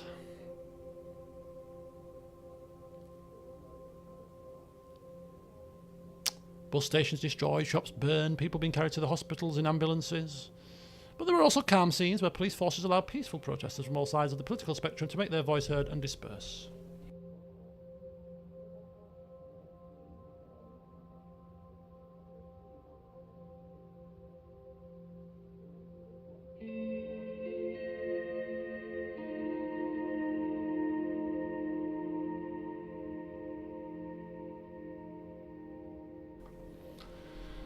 Okay. Enrica, Suzerain and Avery are much more damaged by the unrest. Welfare issues of Narbel. Once an important trade stop for the Markian Empire, has been in steep decline for the last decade.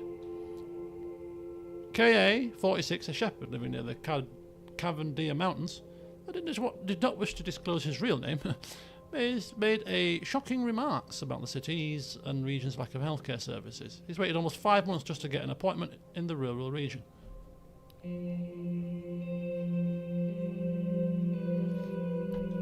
Another resident, a farmer, IY, who also didn't wish to be disclosed, is living near the outskirts of the Narbel. His children have dangerous mountain paths to walk to their school, located 2 kilometres away, even in the harshest seasons. Oh dear. And radical. We need democracy.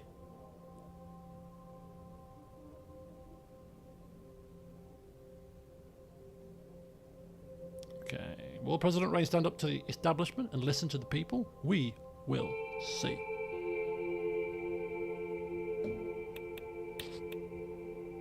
And Geopolitico. Let's have a look at what's happening on the wider scale. Swordland condemns closure. Here we go. This is our piece here.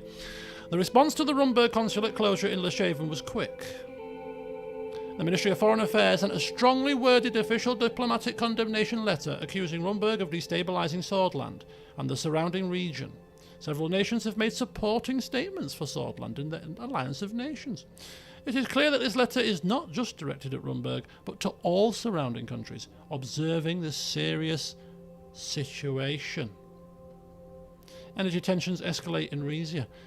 In a recent development, Les Power, the largest energy corporation of the ATO member Lespia, announced an energy deal with Pales over the disputed gas field Aurus. Rhesia, which has laid claims over these fields, is likely to see an escalation in tensions.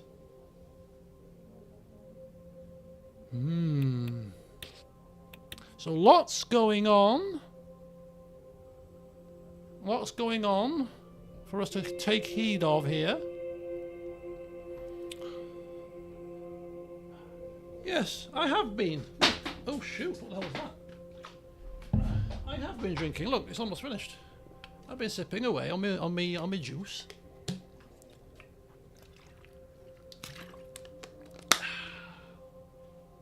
Actually, I need to move this probably to a slightly more accessible area than where it currently is. Right, but thank you all for your concern, yes.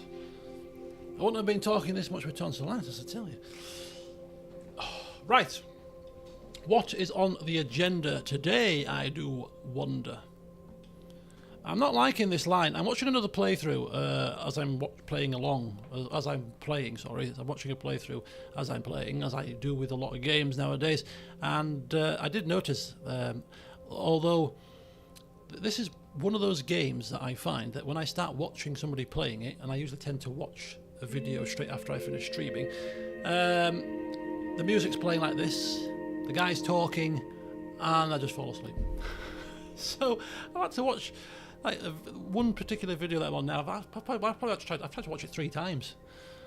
But anyway, what I was going to say was the growth line of his, and he is, as I'm watching it, no further forward than I am. The growth line is now level on his campaign. Ours is still in a massive decline. I mean, hopefully ours is long term, You get long-term gain, short-term pain for long-term gain, maybe. We'll see. But yeah, his line. So this line does move about, apparently. His line was, I wouldn't say it wasn't quite always on. It was probably maybe just slightly off-centre, I suppose. But yeah, definitely better than this. Did he choose open market? I think he did, yes. I think he did. It sounds really stupid, because I should know, shouldn't I, if I'm watching the damn thing. Oh, right.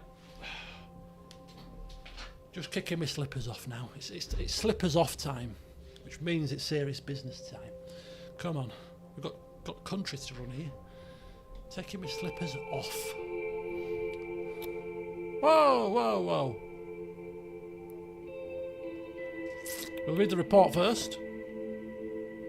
Grand National Assembly's Green Bill in Holsord. We are preparing, apparently, the Green Bill, with the focus on promoting sustainable industry practices, particularly in Grooney. Grooney, I think, is where? Boring, that's Benfield. Where's Grooney areas are all down here. So yeah, this area down here.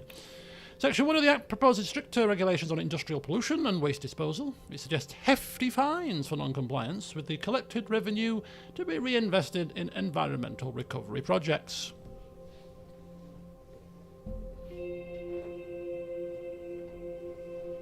Notes might need to be taken. I don't do notes. I have always, in games where I say, I'm going to start taking notes, and I start, and I just never finish. I like to think I've got a good memory for things, so I'll remember. And if I don't remember, I've got you guys to remind me, you see. It just gets me out of making notes. Yeah, anything to do with green. Remember Mayor Green, Mr. Green, President Green? We're going to be passing. Luckily, this game has a notebook. God King of Swordland needs no notes. Grandmaster Tau, exactly. I like your style, Mr. Tau. Oh, sorry, Grandmaster Tau. I should not lessen your title, good man. I watched... Okay, we'll have before we go into the big important meeting, we'll have a quick breather. It's already 9:05. Are you kidding me? Is that the time already? Jesus.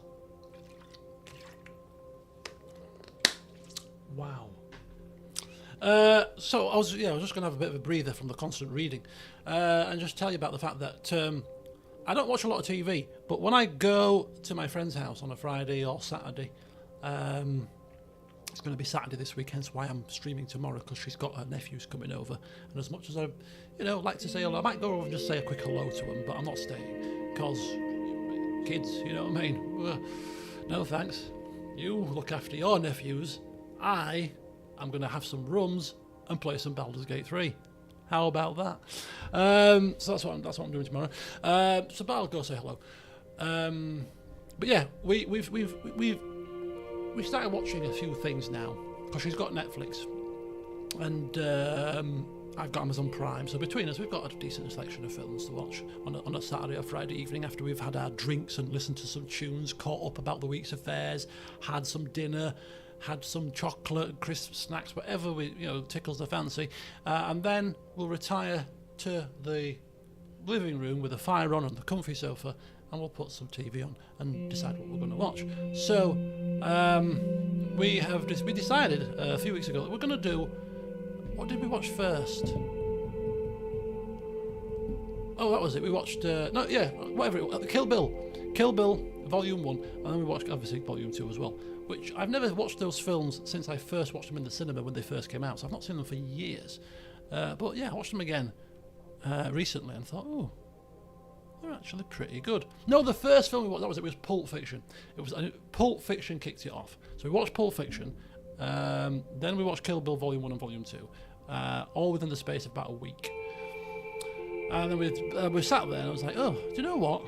Shall we just do all Tarantino films over the next couple of months? Just watch all of them. Jackie Brown, Reservoir Dogs, all of them. Django, the whole lot. So that's what we're doing. We're just going through a Tarantino marathon. Well, it's not marathon, it's watching it over several weeks, but yeah. So watching all the Tarantino films. And there is one Tarantino film that I have never seen. I never even heard of. And can you guess which one it is? Because it's probably quite obvious. I don't know, maybe it's not. I've just never heard of it. Grindhouse. Is that the name of the film? Or does it have a different name?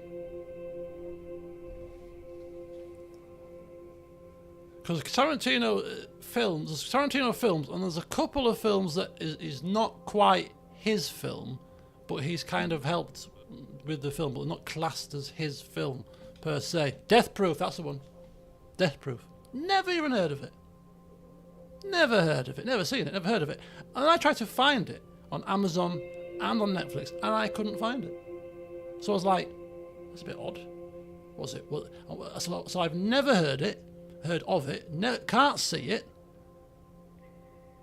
So I was like, is it banned? Is there a reason for this? But anyway, yeah, never heard of it, never seen it. So we were both intrigued. Like, oh, she never heard of it either. So like, oh, I need to find this Death Proof and see what it's all about. But anyway, so I don't know what we're watching next. Maybe Jackie Brown, probably. She's also a bit of a strange one, I think. But anyway, Jackie Brown. But Michael Keaton's in it. I like Michael Keaton. Right. Onwards to the reading. Oh, there's more of these damn reports. Right, repeal proposal for the Energy Protection Act. Yes, we've already read this, haven't we? Yes, we're repealing that. We might be on board with that, actually. Tourism and Cultural Preservation Act. The bill has been passed by the Grand National Assembly. Should we veto it? Whoa! The Swordland Tourism and Cultural Preservation Act aims to amplify the cultural allure and tourism viability of Borin Ribbery. I found it! Remember I said in the last session, Geralt of Rivia reference? Here it is. One of the most famous Riberians was Geralt of Ribbery, the famous winemaker. I swallowed it, sorry. Geralt of Ribbery. Yeah. Reading comprehension. Mr. Geralt of Ribbery. But anyway, yeah. Ribbery, Borin, Lochhaven, Anrica, and Benfey. These are all areas that have some cultural allure and tourism viability to them. The Grand National Assembly is calling a collective push to establish Swordland as a global tourist destination and reduce the effects of recession. Section 1 focuses on the cultural elevation of these cities, identifying local food, drink, music, dance, architecture and historical sites as unique selling propositions. This cultivation of cultural tourism is positioned as a catalyst for economic invigoration. Section 2 underscores the restoration and preservation of key landmarks in Lochhaven and Anrica. Concurrently, it proposes a comprehensive renovation of tourist infrastructure in Benfey to enrich the visitor experience and generate steady income for local communities. Section 2, subsection 1, further commits to the safeguarding and development of the caves of Antera in Ribbery and the vineyards of Borin, recognising their potential as tourism growth drivers. Takes 2 away from our budget, but we ain't. This sounds good. This sounds like a long-term prospect.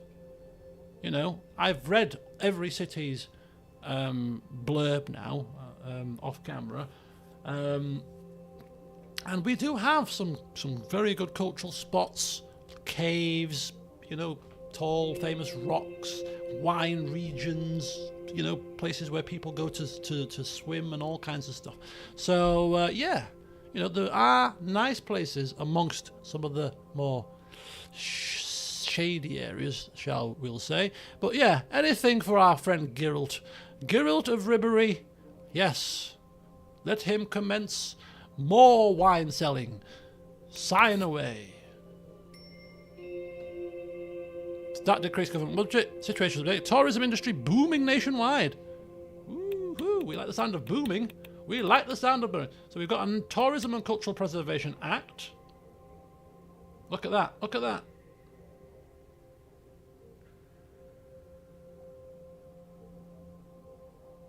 The Case of Ontario Ribbery. Oh yes. I love a bit of ribbery action. Tourism industry booming nationwide. Increasing numbers flocking to explore our vibrant cities, historic landmarks and stunning landscapes. Remember to continue to spend your cash here. And it didn't even touch the growth line, did it? Not even a single smidgen. Maybe next turn it might do. Over time, perhaps. Who knows? Don't worry, we're still in the first year of our term. Recessions last a long time. Recessions last a long time. Right, we've got news here. News about the Tourist and Cultural Preservation Act has been signed. And in the Radical, the country takes a significant stride towards progress. Paving the way for economic recovery. You like the sound of that, Radical? Keep reporting that news. Keep reporting that news. Are we still suffering with protests? Yeah, we are. Still suffering with widespread protests. Just curb that as quickly as possible. Get people singing on the same hymn sheet. Right. Briefing. Oh, this is the Reform Committee. This is quite important. This is our biggest challenge and political game. Remember what I said about this is akin to the whole Lincoln situation. We've got to tread carefully, ally ourselves with certain people, get the numbers, not just to get the signatures to get the bill bloody considered for a vote, but then get the votes, and then there's the Supreme Court to get through. Holy cow. Right. With that in mind, we arrived a little early to the meeting room, just so we could contemplate the mammoth task ahead of us.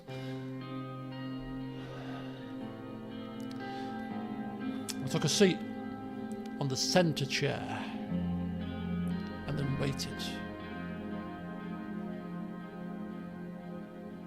The most significant expectation of my government.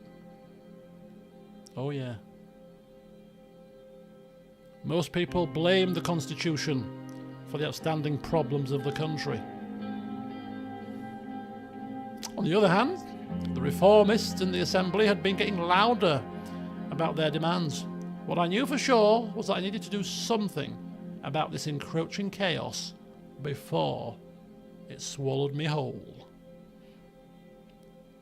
Meanwhile, Lucian, Peter and Nia had been leading the committee to prepare an initial draft for the constitutional amendments, and I was intrigued to hear their results. There was a knock on the door, and I can guarantee you it's bang on time, because it's Lucian. Good afternoon, sir. Lucian arrived exactly on the hour mark, you see. Precisely on the hour. His punctuality could almost be described as obsessive. But hey, you've got to love a man who you can set your watch by. But if there's nothing I hate worse, it's being late. No, I'm always late for streams, aren't I? Yeah, really. Right. Good afternoon, Lucian. He took a seat at the table and took out a bunch of documents, spreading them on the long table. We should begin the meeting as soon as Miss Morgner and Mr. Vice President arrives. We finally have some results from the Reform Committee. And how does it look?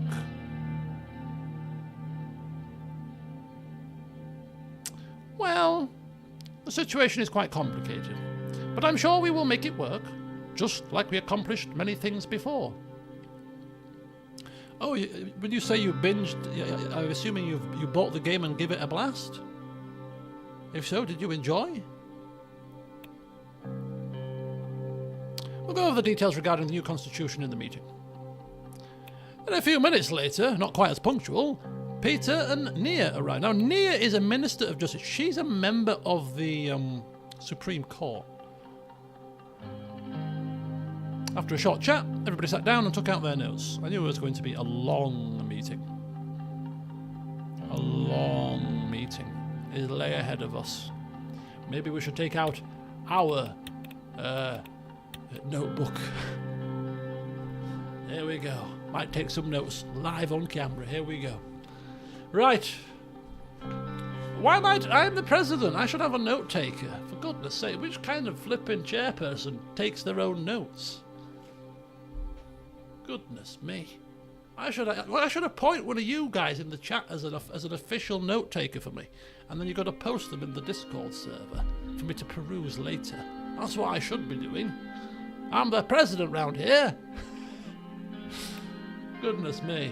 If we were going to do it in a proper roleplay manner, I'll spare you though, I'll spare you. Right. There is a lot to talk about, the future of this process. Let us begin to tackle the points of contention. Now, I mean, the more and more I hear and see of Peter, the less and less I'm trusting of his views and opinions. But we'll let it go. Maybe he's arrived sober today. I do that enough at work. Mr. President, our committee meetings were really fruitful, and we already started working on the constitutional draft together with the reformists. They demanded a little too much, but we've had success with Friends Richter to create a realistic draft that could potentially go through the Supreme Court. A little? They demanded to rewrite the whole Constitution.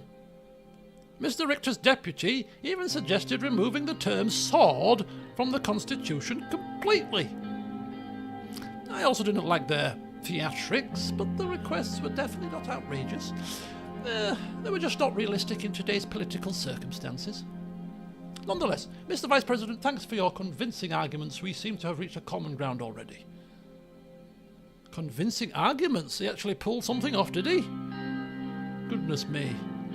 We'll chalk the last couple of days down to a couple of bad days in the office for old Peter. If we can fully reach an agreement with the reformists, we will be very strong in the Assembly to propose the change. Can we reach a 2/3 majority in the Assembly, is the first question we have to ask. If you can get Friends Richter to work with you on this, our only problem would be uniting our own party. We'll never be able to get NFP to work with us on this one. So yeah, so we've got the full backing of the NFP, of the PIFJIB, sorry. And they have how many seats? We could go into the whole calculation of this. And then we've got, of course, a reformist wing in our party. But that reformist wing is a minority right now. So even with the whole PIFJIB and our minority wing, we still ain't going to get what we need here. So we need to convince our own party on this one. Seems to be the crunch of the matter. About 40, even less. So yeah, we need our party to back us on this. Big style. I think that's going to be the main thrust of this kind of first part of this constitution thing. We need the majority of our 130 seats in the Assembly to vote in favour.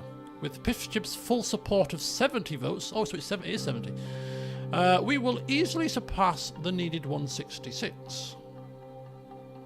Okay, so if we can rely on near enough 70, I think it was the NFP that were around about 40, we only need another 96 out of the 100. It's still quite a lot, though. But it will be tough to unite the USP with all the divisive wings that have formed. You must make them follow you loyally. We did it before the elections. We can do it again. Albin Clavin and his reformist wing would be supporting you. He already weighed in heavily in the committee meetings. However, the Conservatives would be tough to break. The influence of Sol is still living strong in the party. Okay, let's talk numbers. How many votes do they have? The Conservatives have around 40 seats. There are many unaligned people, and some of your loyalists might decide to show their true faces too. So we need as many of the Conservatives to support us, and there is only one person who is key to make them back us. Okay, I'm trying to guess who this might be based on what we already know. It's not. It can't be. It can't be Lilius, can it? No, because Lilius is definitely Conservative, but I don't think she'd have that much power over the members, would she? No, it's Gloria Tory. Somebody I've never heard of. Conservative Tory. How apt of a name. Gloria Tory. She's well respected by the Solists. She'll be our biggest obstacle in the Assembly, and her demands will be extensive, says Nia. Oh, she's a speaker, is she? Speaker of the Assembly? Why wasn't her name highlighted? Oh, she's here. Let's get the lowdown on Gloria Tory, shall we? Swordish politician, member of the Assembly, current speaker.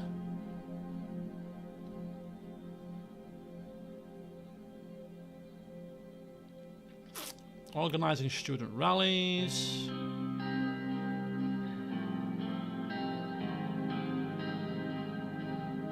Rose quickly after he was elected to the Grand National Assembly, appointed a special advisor.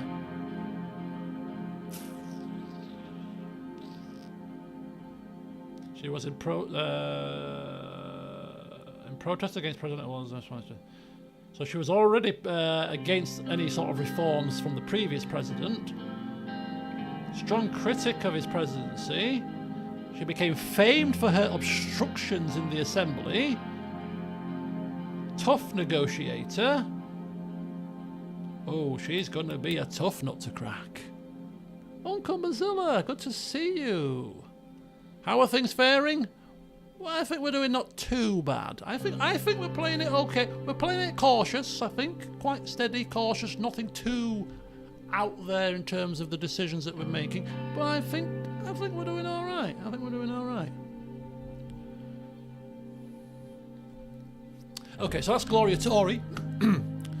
I also have reasons to think she might be in Orso's pocket. She will be tough to break, but we'll need her help to get the Conservative support. Okay, and if we get the required number of votes, is it possible to pass the Supreme Court? Now, the old guard have 5 members.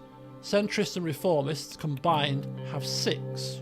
So, you know, if we were to have the support of the centrists, then we'd get it through, because it just has to be a plain majority in the Supreme Court. So it could work.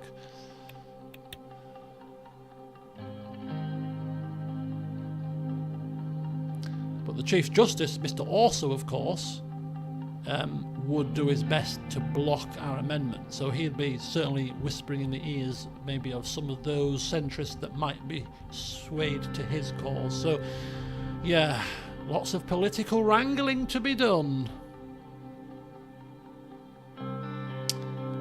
Because Mr. Hawker has enormous influence over the judges. This is an awful thing to say, right? But I know it's only a game, but you can see, right, how. I mean, does it happen? It probably will happen in certain places, but you can see how, like, for example, he's just saying, yeah, Mr. Hawker has enormous influence. And my first thought was, what if Mr. Hawker was to have a horrible accident? Oh dear, Mr. Hawker fell down some steps. Oh, what a shame that would be. I mean, you can see how it happens, can't you?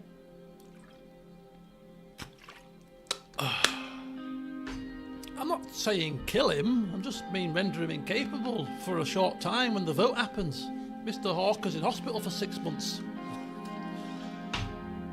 You can come back out, but just not when we're voting. Or anywhere near the vote, so you can't whisper in people's ears.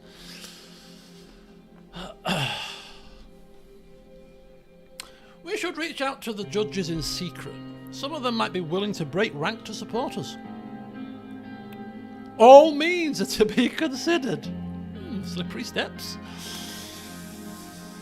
Push him off the castle parapets. Yeah, all these kind of things that have happened to people in previous games, you know. In for a penny and all that. Crusader Kings. Yeah, if you can't get if you can't get what you want through diplomacy, then just kill them.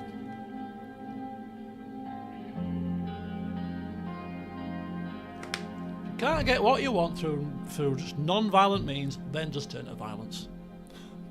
Maybe I should practice. Maybe I should practice this. Storm them down to the local Jet 2 office. Do they have an office there?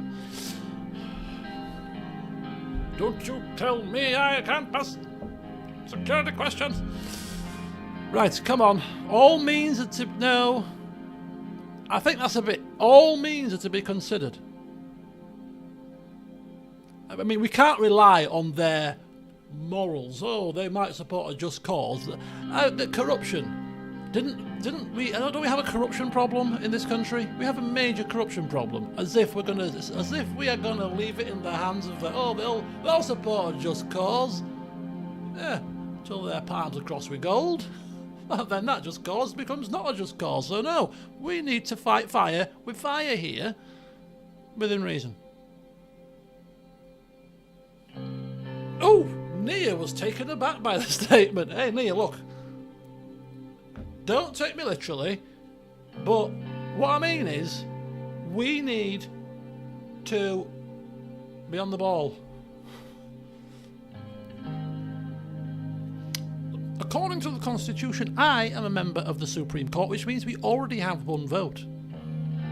2 of the judges are friends of mine and of a similar opinion about the reforms. Consider them with me, as we've just seen. 3 reformists. We know that, Nia, thank you.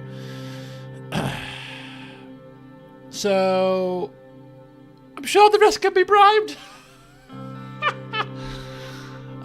Anybody else willing to support the reforms? We need more than 3. I think Judge Edmonds can be persuaded, and in extension, Mr. Dalton and Mr. Merton. Okay, that would be 6. Is that 6? Am I counting right here? They weren't really blinded by the Solist ideology. Yes, those 3 don't seem to be working directly with the Chief Justice Hawker. If we can get to Isabel Edmonds, we might get the 6 votes needed. That's our best bet. And I'm telling you, this game will make it as close as that. The game will make us sweat to the point where literally we have to convince 1 judge. We just need one judge is on the fence. No. That's the 1 judge we need. Drama. Okay, what's the demands? We should run down each of the main demands of the committee and get your input first. Miss Morgner can explain them further. We'll start with the first red line. The new constitution will fix the loopholes regarding the president's absolute veto powers. Even though Mr. Richter put on a whole show about why vetoes should completely be removed, the committee has almost unanimously agreed on fixing the loopholes, thus limiting presidential vetoes. My suggestion is to add a clause detailing the methods the Assembly may override a veto with some sort of a super majority. 1 person should never be able to block the rest.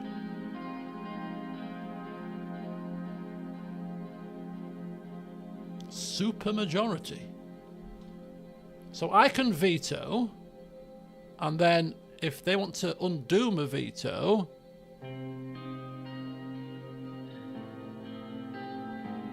then they have to have a supermajority. That seems reasonable.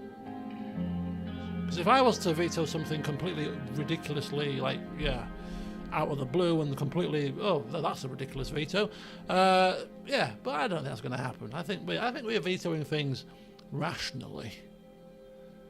So I think we'll be fine. I can live with that.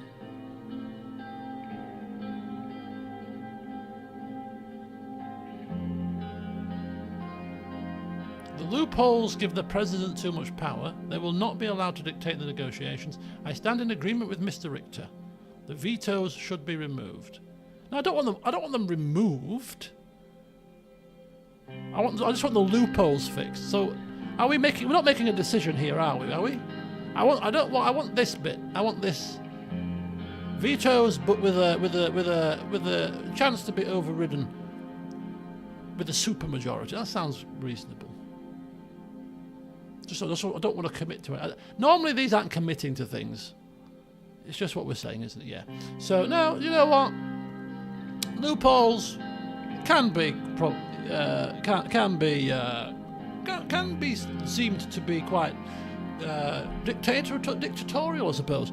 But so yeah, you know, if we fix the loopholes, but still give me the veto right, but with some caveats, yeah, I can be on board with that. Yeah.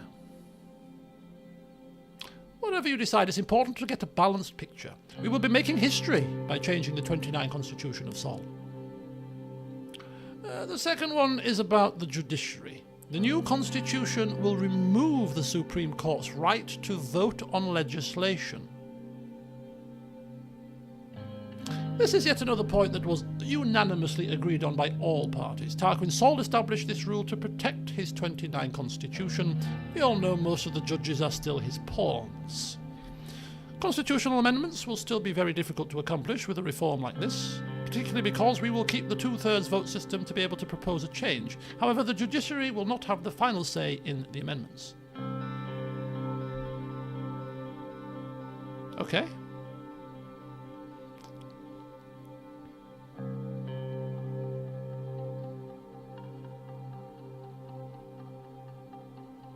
This is already what we wanted to do.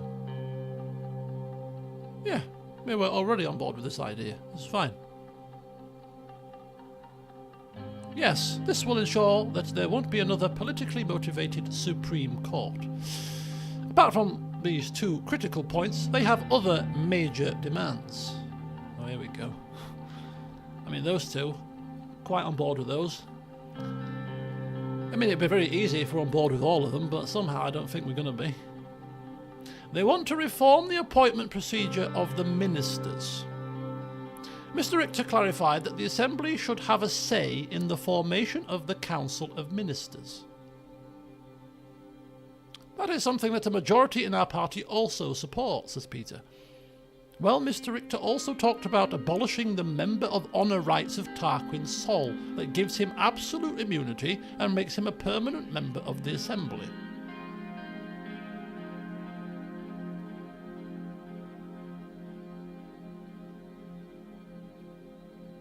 The Council of Ministers, right? So the Council of Ministers, let me get this, my head round this for a second. So is this cabinet classed as the Council of Ministers? Is that what they're talking about? Oh, it is a cabinet. Good, good. So at the moment, the cabinet is made up of all of our party members, right?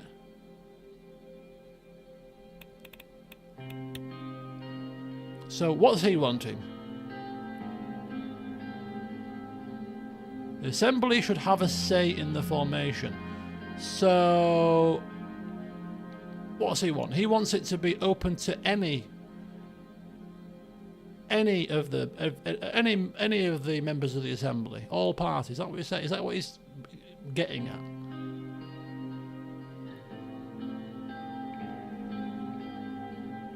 I mean,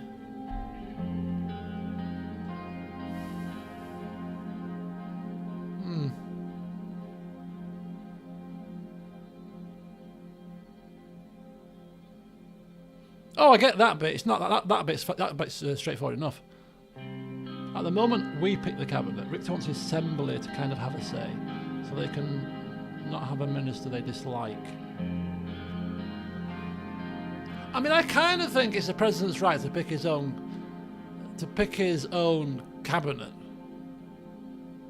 I mean, how many cabinets in real life are made up of a variety of different party members?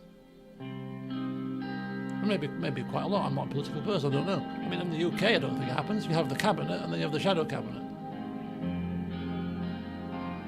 Okay. That one, I mean, again, I'm not overly fussed, but I'd probably prefer to pick my own. Anyway, this bit about Tarquin Sol, obviously Sol is immunity, he's got his little island, the Duru Island up there that he resides on, harming nobody, but he's a permanent member of the Assembly.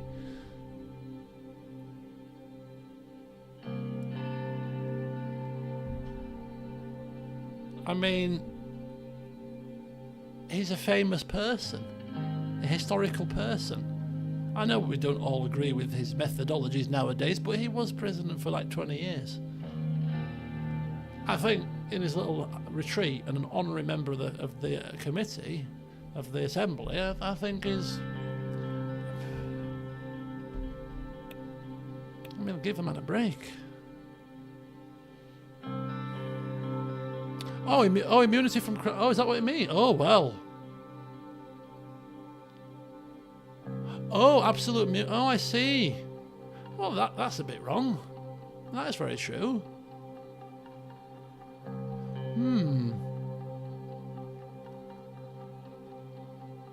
The USP would go absolutely balmy about that. Immunity of the justices, the impeachment of the president, limiting the power of the presidential decrees, all of this came up during the committee meetings. Yes, reformists expect big reforms, while our faction in the USP are not very keen on pushing changes that are too great. Never can be held to account for what he did. Okay. I mean, ultimately, if we, are we even going to have to make a decision on this one? We'll ponder that one. I say keeping everything in the middle ground is the safest bet. No need to agitate anyone too much.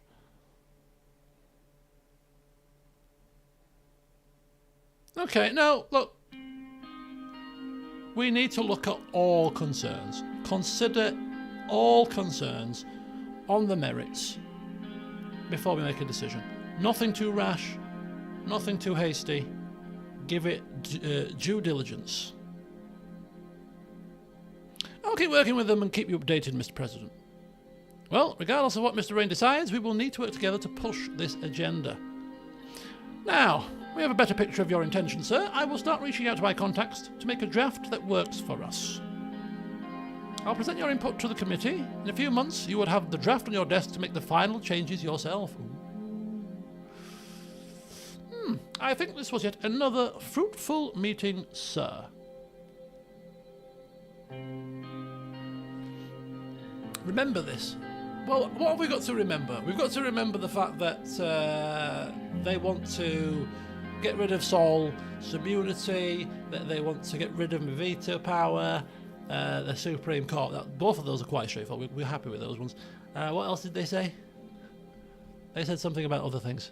Impeachment. The impeachment, immunity of justices, limiting power of the decrees. Oh, yeah, well, it's fine. It's fine. And we can never forget Gloria Tory's name.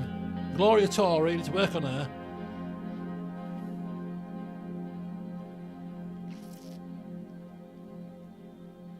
Together, that unity spiel. Together, we will democratise Swordland. Togetherness is the key. And you have my full support, Mr. President. Ours too, of course. Yes, sir, thank you for your time. And cling clong, time to go, on the hour, every hour. Have a good day. And they left the room. Oh, the political mechanisms are turning away. Telling you. Is it too late for me to become an MP? It's never too late, is it? How does one become an MP? Oh, I can never do it. I'll laugh. Yeah, I'm gonna flip and laugh. Right. Interview. What makes you think you'd be good at the job? Well, I've played a game where I was the president. It all went very well. Passed constitutions and all sorts. Right, what we got? Let's have a look at some of the stuff here. Listen, I told you, someone should be taking notes here. I don't take notes, I'm the president. Basically convince a party to have you as a candidate. All parties. Veto loopholes closed. Supreme Court removed from voting on the Constitution. Oh yeah, that's it. Oh, that's all. Oh, you mean in terms of the parties? All parties want the veto. Oh, I see. Piff want Assembly to pick the cabinet. Tarquin Sol lose immunity. USP will hate it so far. Okay, that's it. Oh, yeah, that's obvious. Anything to do with Sol, the USP aren't going to be happy because there's a lot of solists in there. Yeah, that makes sense. Assembly picking cabinet. Piff that makes sense also because, hey, Piff aren't in power, so hey, that's I want some of our members in the cabinet. Of course you do. That's obvious also. Yeah, I've played Total War games, Crusader Kings, diplomacy games. I was even the king. Yeah, I've been kings, I've been mayors, I've been presidents, prime ministers. I've done it all. So, which party am I joining? I don't like any of them really. I mean, I'm more a Labour person, but I don't know why. Just because it's a Labour area, I suppose. And I just don't like the Conservatives. Really, I shouldn't really be talking politics really. I'm playing a political game, but I just don't like talking about politics. Right, anyway. Lenkirk. What's happening here? Incident at President Sol's mansion, speak of the devil, on Duru Island. A private boat nearing Tarquin Sol's mansion on Duru Island prompted the Coast Guard to fire warning shots. Despite the initial alarm, former President Sol allowed the boat to approach for a brief conversation. What? Probably Amazon delivery. Right, Leshaven. Ooh, wonder who that was. Okay, so here we go. The construction plans for our H3 highway has started. Taurus Holding has reported that preparatory work for the H3 highway has already started, including clearing land and demolishing buildings in the path of the future roadway. Construction of the highway will be starting in the next months, working west from Leshaven. Teriyaki chicken. Yeah, if it's not Amazon, it's Uber Eats. I've not ordered a takeaway since Christmas. No, that's a lie. It's a lie. I've ordered fish and chips once, and they were awful. Got it from the usual. I think I mentioned it before. Got them from the usual shop, and they were just horrible. There's just so much grease and oil. Now I don't know whether there was literally a bad batch, or whether because I'm on my healthy eating, I've gone off greasy food, because I'm used to eating much more cleaner, healthier. So having a greasy plate of fish and chips plonked in front of you, I wasn't impressed. But anyway, yeah. Much more prefer home-cooked food. Thanks very much. In fact, I had fish and chips for dinner, and it was delicious, and probably half the calories. It was chips done in the air fryer, no oil, and it was a lightly dusted bassa fillet. Salt and pepper lightly battered, so like a salt and pepper light dusting of like breadcrumby stuff. And I love bassa. It's a very cheap fish actually, bassa, but it's a white fish, so it doesn't taste of fish, which is a really bizarre thing to say. But I don't like fishy fish, sea bass, trout, all that kind of fishy, tasty fish. No, white fish, plain fish, just for a slight hint of flavour and just the flaky white fish. Lovely. So I'm a big bassa fan. And what I find with bassa, which for me is a massive thing, is you very rarely find bones in it. Whereas with other fish, like cod, haddock, as much as you don't find too much bones in them, but you do find the occasional. And if I get a bone in my fish, in my mouth, I have to finish my dinner right there. Spit it out, dinner's done. Hate fish bones. Absolutely hate them. So yeah, anyway, interesting fact. But yeah, so lightly dusted bassa with chips done in the air fryer, and my mum did say, "Do you want mushy peas with it?" And I was like, "No, I want tin spaghetti." So I had tin spaghetti. Don't eat Sri Lankan fish then. Oh dear, no. Anything that involves fish bones, don't even go there. Don't even go there. And it's like I love seafood, right? So your crabs, your lobsters, your mussels, other seafood, scallops. I love seafood. Love most seafood. Cockles, I'll eat everything. But likewise, if I'm eating crab and I get a bit of shell in my mouth, crab shell, I'm done with the crab as well. Nope, got shell in my mouth. Game over. I just don't like things in my mouth that is unexpected, I suppose. So if I'm eating something and fish bone, crab shell, lobster shell, although technically speaking I probably wouldn't be so hasty to spit the lobster out and say I'm not eating that because lobster is not cheap. But just having another breather from the reading. We're going to be going till 10:30. Did I say we're finishing at 10 today? I think we're finishing at 10:30, maybe even 11, because this time is flying by. Absolutely love this game. The closest I've come to having a misdemeanor with a fishbone, and I'll never forget it. I was in the police, and there used to be a sandwich shop down the road from the police station on the end of the road. So I can't remember if I walked or drove down, but anyway, there's this sandwich shop that did different sandwiches every day, hot, cold. They had specials on. On this particular day, it was fish finger sandwich was the specialty of the day. Now, come on, who doesn't love a fish finger sandwich? And I still like fish. Fish finger sandwiches are the bee's knees. And there were jumbo fish fingers as well. So I was like, I can remember the woman's face when she was serving me. Fish finger sandwich, tomato sauce, all prepared, wrapped up, hot, nice and warm. Back to the nick, parked up to the canteen. Bearing in mind that in the police, your lunch break is not protected. If a call comes in and there's nobody else to go, you're cancelling your lunch, mate, halfway through your sandwich, and you're off. So lunchtimes were always like, you could never enjoy it really, because you were always on edge, listening to radio, listening to I'm just in meal. Well, there's nobody else to go.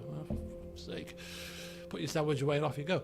But anyway, I'm sat there munching away on this fish finger sandwich, thinking, lovely jubbly, and swallowed it. Swallowed a mouthful. Didn't realise there was a bone in it when I was chewing it, and swallowed it, and back of the throat, fish bone.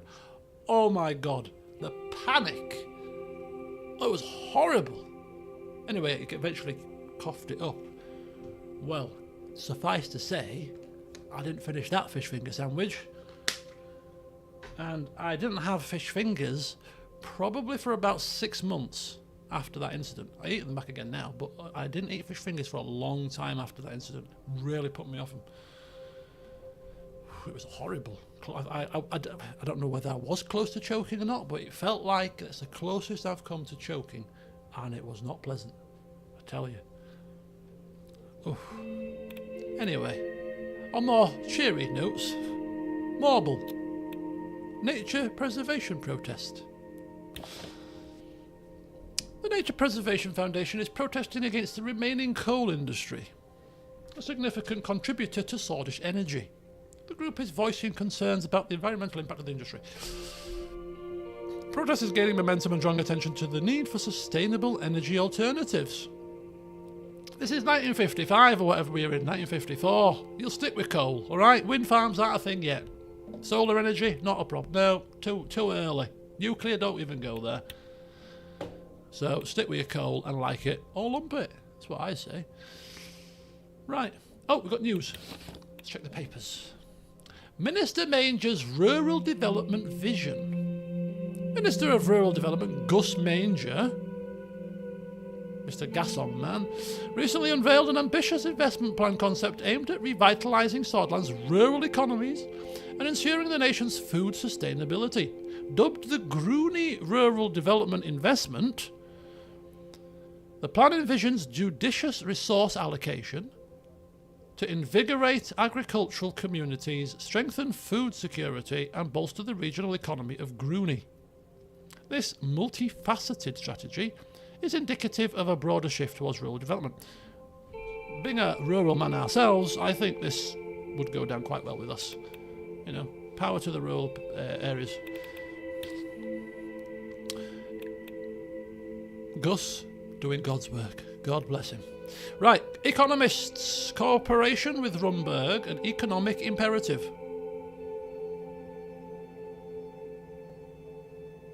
Known for its large energy economy and access to two leading energy corporations, Riesian Oil and Gas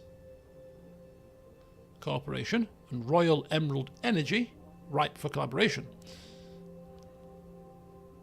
Okay. Yeah. Job freeze sparks fears for Gazprom's financial stability. Rumours are spreading about Gazprom. It's put a halt on hiring. Bad news. Ominous shadows. Could be redundancies, who knows? Right, that is very radical. Okay, so this Ayatake plan.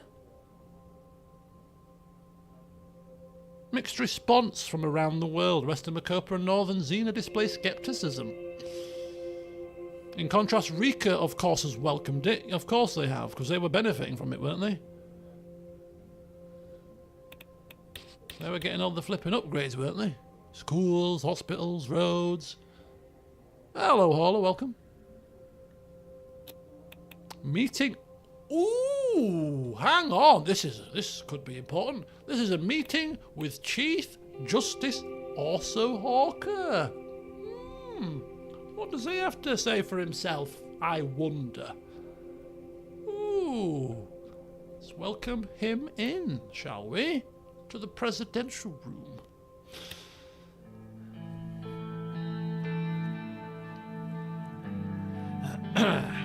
Lots of work going on to tackling the overwhelming issues of the country.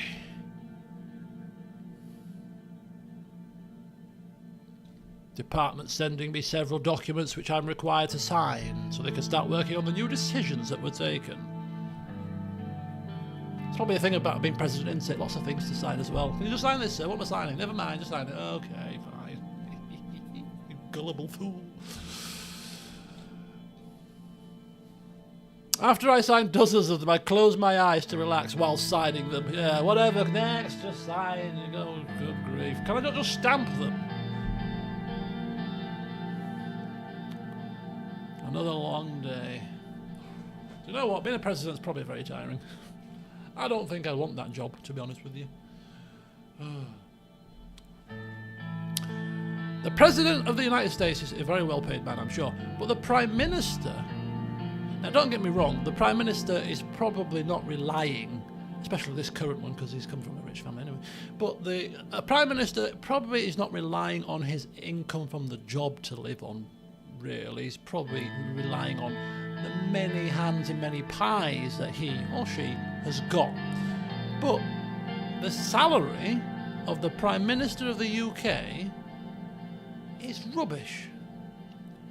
I can't remember exactly what it is, but some police chief inspector, not sure what they call them, chief constables get paid more than the Prime Minister.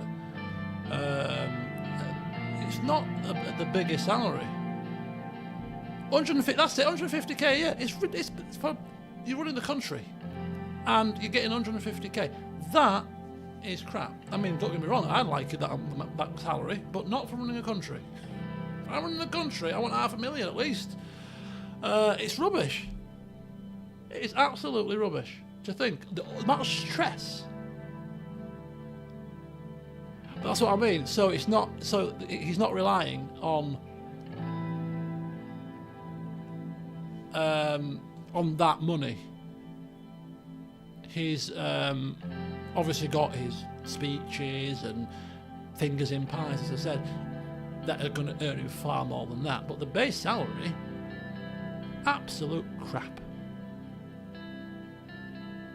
And as I said a couple of weeks ago, maybe in the first stream of this, you look at presidents, prime ministers, when they start their term, to after even just a single term, hair's grey, sagging jowls, bags under eyes, you know, it's flipping stressful. I mean, it'd be quite cool if they replicated that with our portrait. It'd become more haggard, hat lopsided, glass hanging down, you know. That'd be quite cool. Anyway, so there you go. Interesting fact. the Prime Minister of the UK, crap wage. Just in case you were thinking of getting rich and becoming one. But yeah, salary for the US President is only about double that. Oh, I thought it was actually more. I thought it was closer to the million mark, the US President. I thought it was much more than that. But anyway, yeah.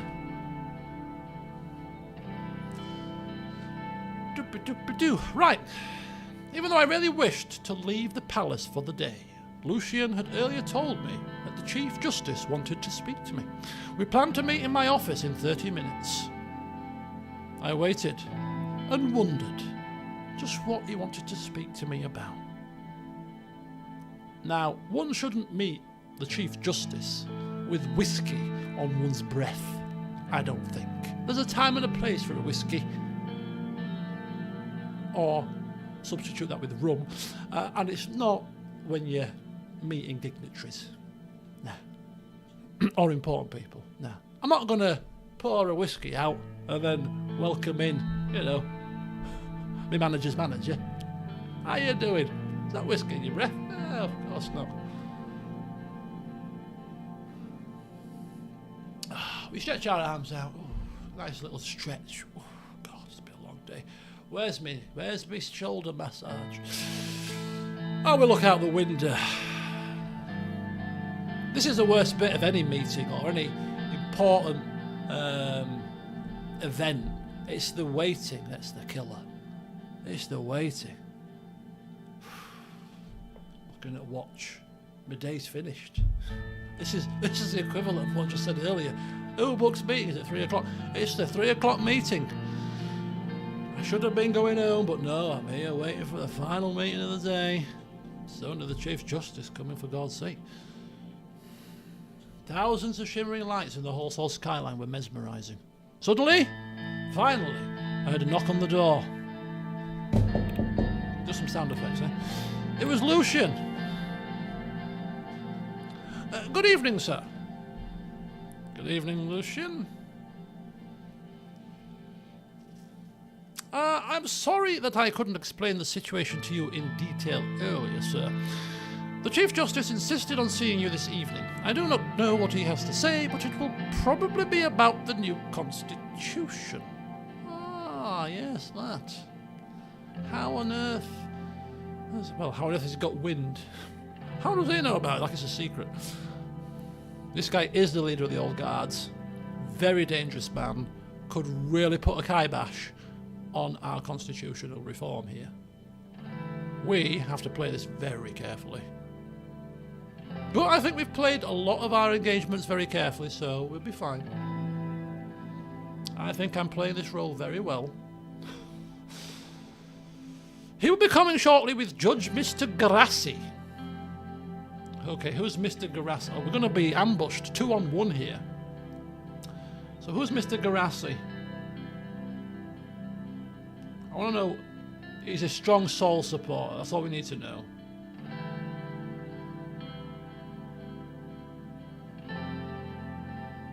And he was also obstructionist to the methods of Alfonso. So anybody that obstructs Alfonso, as much as Alfonso's methods, we don't agree with all of them, he was a revolutionary, wasn't he? So basically, anybody that doesn't like Alfonso's methods and obstructed him, they're going to obstruct us, especially when we're trying to reform the Constitution. Okay, if Lucian is staying, that would be handy. 2-on-2, and Lucian is our strategist, so could whisper in our ear. Hopefully, keep us on track.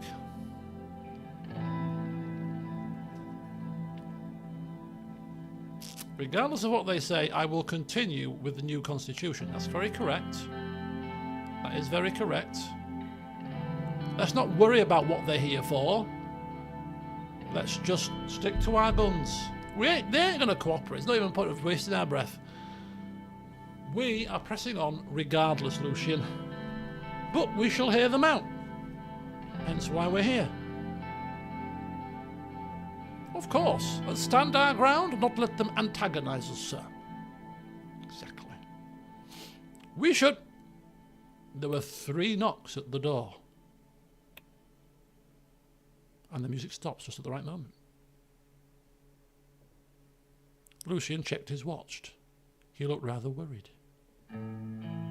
Olivia opened the door. Chief Justice Orso Hawker and Judge Heron Garassi entered the room. Oh, good evening, Mr. President. It's great to see you. Good evening. Welcome, welcome. Justice Grassi, Chief Justice Hawker. Good to see you indeed. What time are we streaming until? It's fluid. It's fluid. No later than 11 though. If we reach a natural end point around about past, that's probably a good point to end. I've done a lot of talking.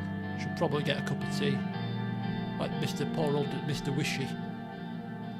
You know. Also gestured at the sofa in the office. Oh, wants to chill out, does he?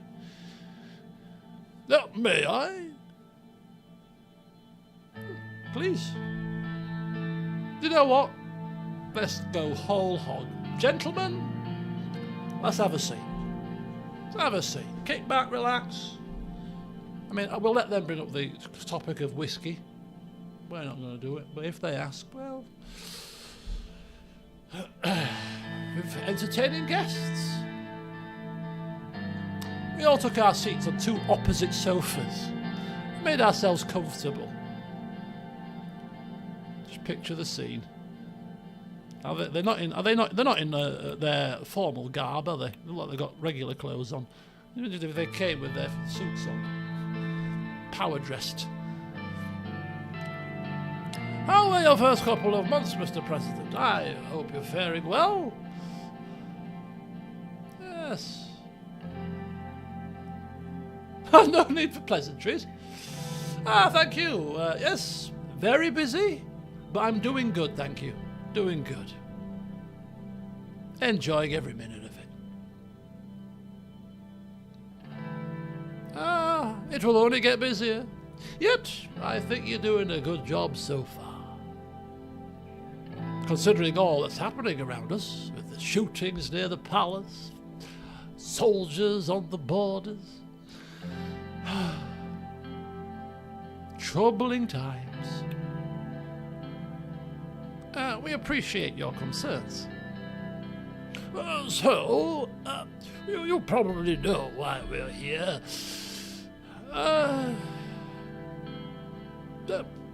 Enlighten us, Mr. Hawker, just so that there's no cross wires, of course. We know you are working on a new constitution. The Supreme Court does not approve of this. With all due respect, the Constitution needs to be updated, sir. I'm sure you are well aware of the public demand and our circumstances. Is that so? I see that you are the one who is not aware of our actual circumstances. You want to make a weaker constitution in the midst of problems from both inside and outside. Even if your proposal passes the Assembly, I will make sure it will not pass the Supreme Court. That much is clear.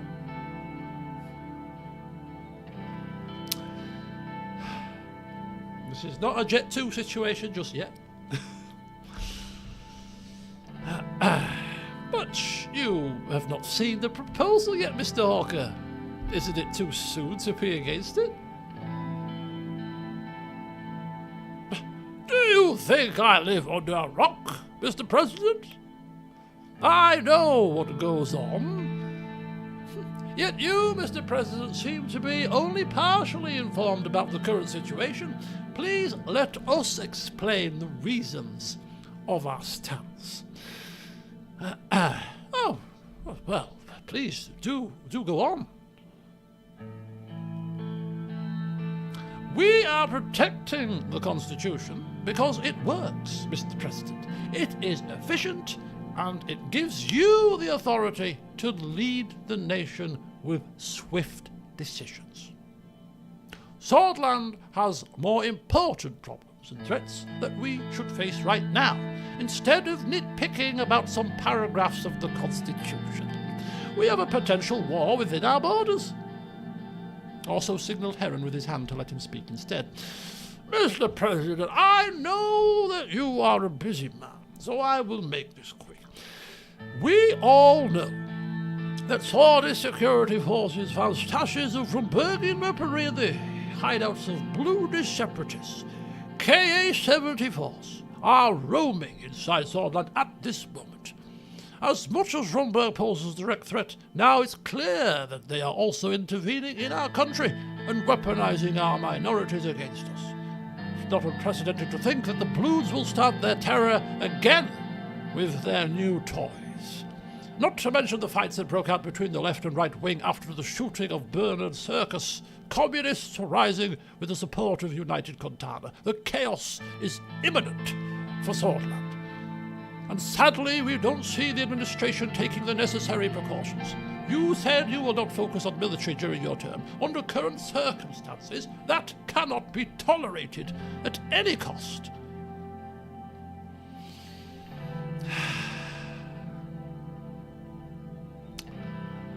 We are taking the necessary steps. There is no need for you to worry. We hope that our police forces and our military is adequately funded during these times of conflict. But regardless of that, are you also aware that the armed Bludish separatists have direct connections with the Workers' Party of Bludia? Everybody knows that. You know what that means? Do you remember the vote of the Workers' Party in the last election? What is all this about? The only reason they are not in the Assembly is because of the electoral threshold. They have gotten quite big, they are clearly getting outside help, and their connections to the parliamentary Bludish force cannot be denied. And all of a sudden the reformists are trying to decrease the electoral threshold so that the Bludish separatists can be legitimized in the Assembly to achieve their aims of independence. You think that's Mr. Richter's intention? I suspect his intentions are grander. But I wish the only issues were the Bludish terrorists in Rumberg. The reformists suggested changes would also bring the communists, who are backed by United Contana, into the Assembly. Do you see the pattern yet?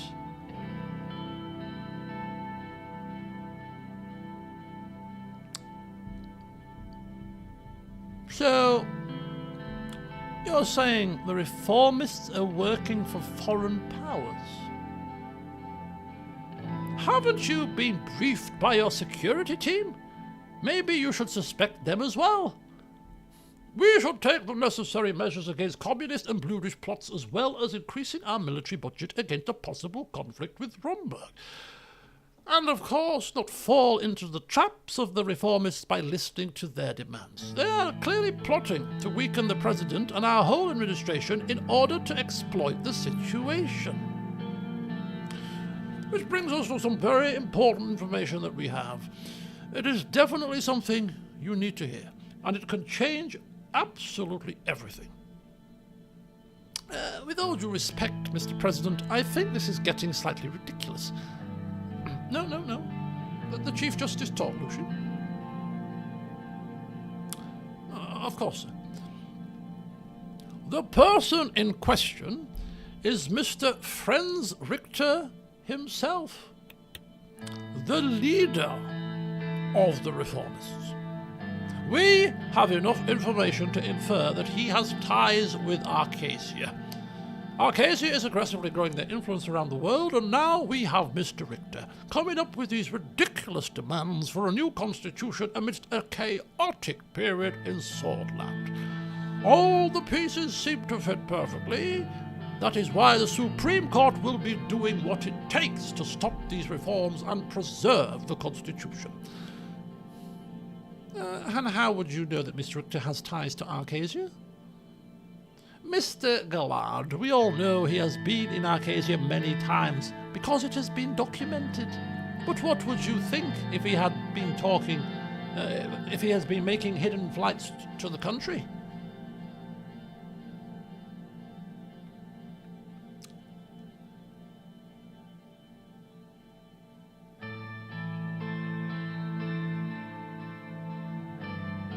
Go on. He has been spotted in a hotel in Arcasia last year where they held the Conference on Economic Development in Volatile Regions. Right around that time he started to influence the masses into believing that our constitution is the reason for everything bad. His trip was not documented, nor was he an official guest of the conference. We believe that he had a meeting with President Walker behind closed doors. I have a couple more photos of him that were taken in Arcasia in different cities. One is from a couple of months back. Again, non-documented. He also attended another event in Lesbia last week. The Arcasian Minister of Foreign Affairs was there too.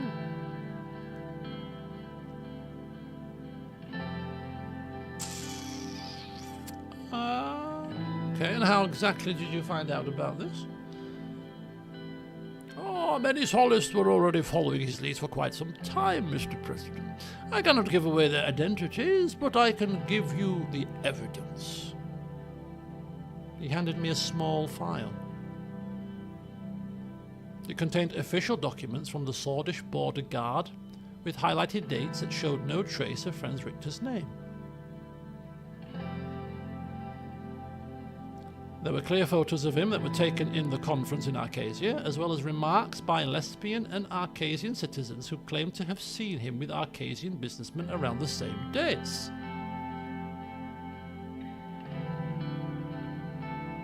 There was also an official transcript of one of his speeches where he claimed to be in Benfey on the dates of the conference in Arcasia where he was spotted.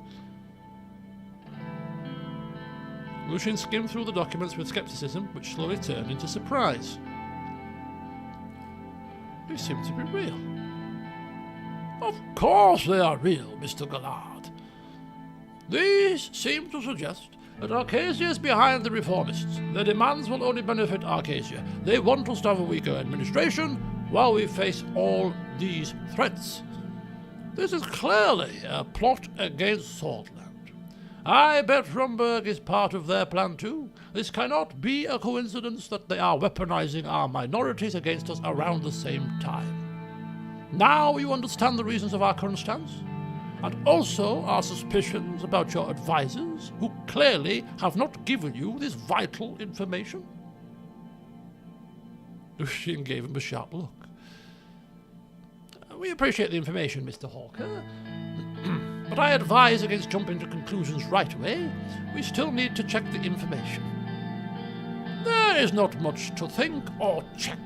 This is clearly an emergency. In such cases, the Constitution gives the President the right to use his emergency powers. If we work together, you can be sure that the Supreme Court will not block your declaration of emergency.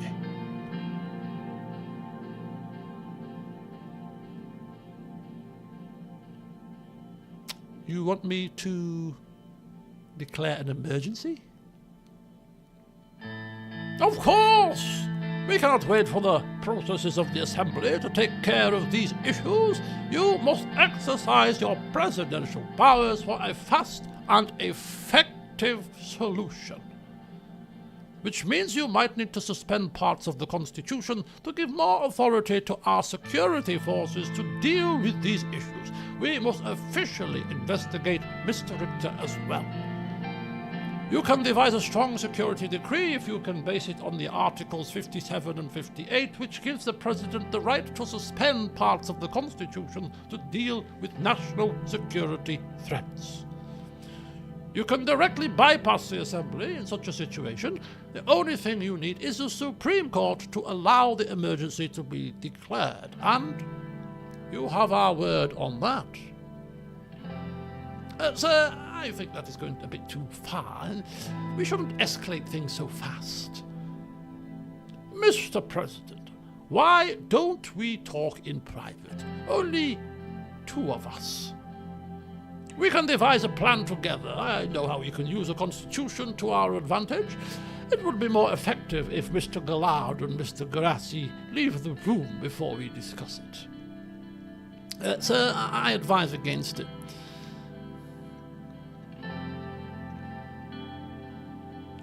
I kind of want to hear what he has to say further, to be honest with you. I'm not going to do it, but I just want to hear him rabbit on a bit longer before I tell him no. But then if I allow this private conversation, am I going to get railroaded into something that I don't want? Is my worry here. I like your idea. No, I don't like his idea at all. Could you leave us alone with Mr. Hawker, gentlemen? The talking one doesn't really... Okay, fine. Well, do you know what? No. Yes. Leave us be, please, gentlemen. Leave us be. We shall talk one-on-one.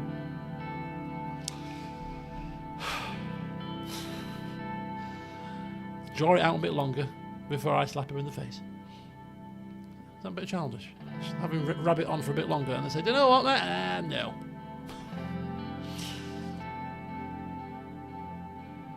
Lucian stood up and also gave him a smile. He won't be smiling soon, son, just trust me. Heron paid his respects and left with Lucian, leaving me and Orso alone. He'd be a bit annoyed, but don't worry, when we tell him that we've just let him get it more off. He might just divulge some more stuff, get some more intelligence and then ditch him. Mr. President, if you stop the Reform Committee meetings immediately and focus on the real threats, I will guarantee you we will manage the reformists together. You must eliminate these threats, both internal and external. An emergency act can help you do that. We cannot trust anyone in the administration either.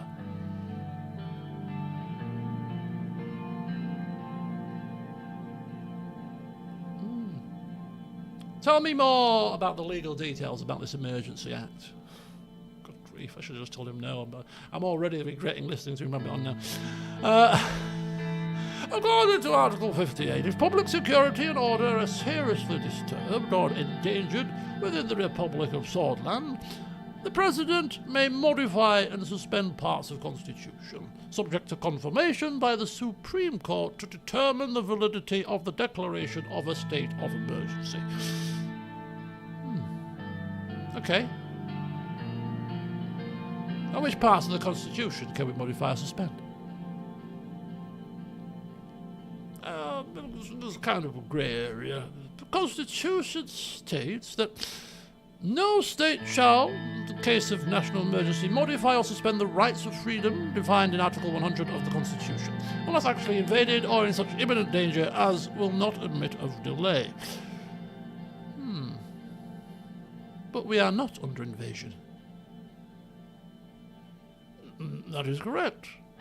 However, the section where it states that actually invaded or in such imminent danger as will not admit of delay can be up to interpretation.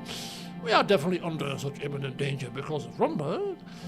Not to mention United Contana's support for a communist coup in Swordland, as well as Franz Richter's involvement with Arcadia, which is definitely connected to all of these problems. And of course that is up to the Supreme Court to decide, so that is not a problem. And can't this Assembly simply revoke it? According to the Constitution, only the President and the Grand National Assembly can revoke the emergency after it is declared. That is correct. However, as long as your party is in line, they will never have a majority to revoke it immediately. So no, they cannot simply revoke it. Okay, so how can we effectively silence the opposition? We may need increased surveillance on our political rivals to find out about their connections and plots. Bringing unlimited detention would allow you to arrest people as necessary, such as Mr. Richter.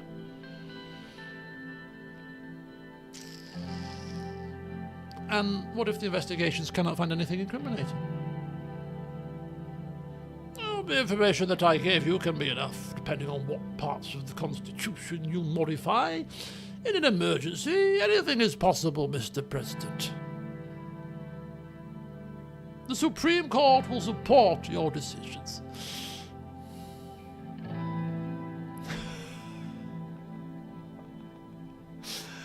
The more he speaks, and I'm glad actually I've listened to him in private now, because the more he speaks, the more ludicrous it sounds, and clearly he's off his rocker.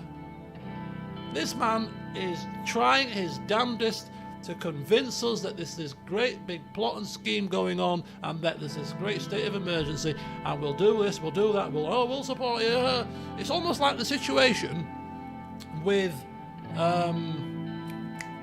what's the name of that goddess in Baldur's Gate 3 last session? The Yankee goddess. Bad memory for names today.